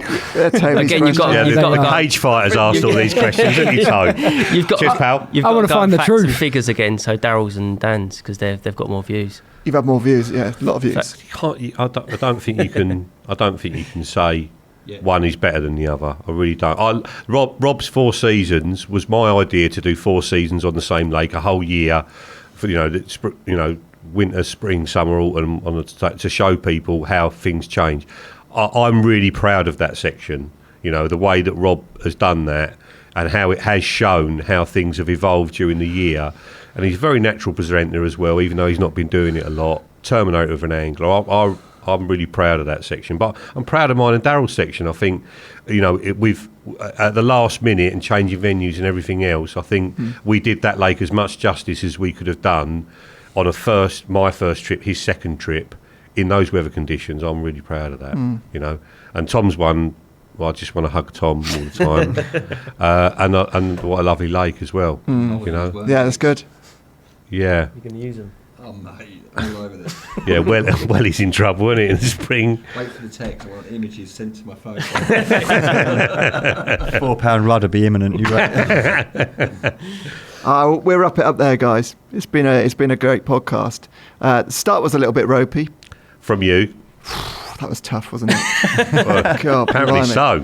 Got through it, mate. You got through it. Thank God for that. Like you've walked like 12 yards from your other desk, haven't you? Like, it's a stressful time for you. Like very stressful. Clearly, it was stressful. Yeah. Yeah, but how much do you get paid for one evening a month? One evening a month. How much do I get paid? No, we won't talk about that. So if the listeners and the viewers aren't already aware, the Masterclass series is available from tackle shops. You can buy the DVD from the tackle shops. You can't buy it, mate. It's free. Sorry, it's free from the tackle shops. Free from the tackle shops. Yeah. Come to one of the retail shows, like the big one or whatever. We'll sign them for you. You want to go on YouTube and watch it on YouTube? You can go on our website. You can watch it on our website as well. If you watch it on YouTube, obviously put it on HD. If you've got the streaming capability and you're going to watch it on your telly, put it on click the little drop down menu, put it on HD. That's the best quality you can watch it on. Better than a DVD. Right. Great. Yeah, enjoy. I hope it catches you more fish. Yeah, me too. Okay, guys. Thank you very much for that. Okay. Thanks for very coming much. on the podcast. Cheers, Thank you. Thank you. The Thinking Tackle Podcast. They still exist.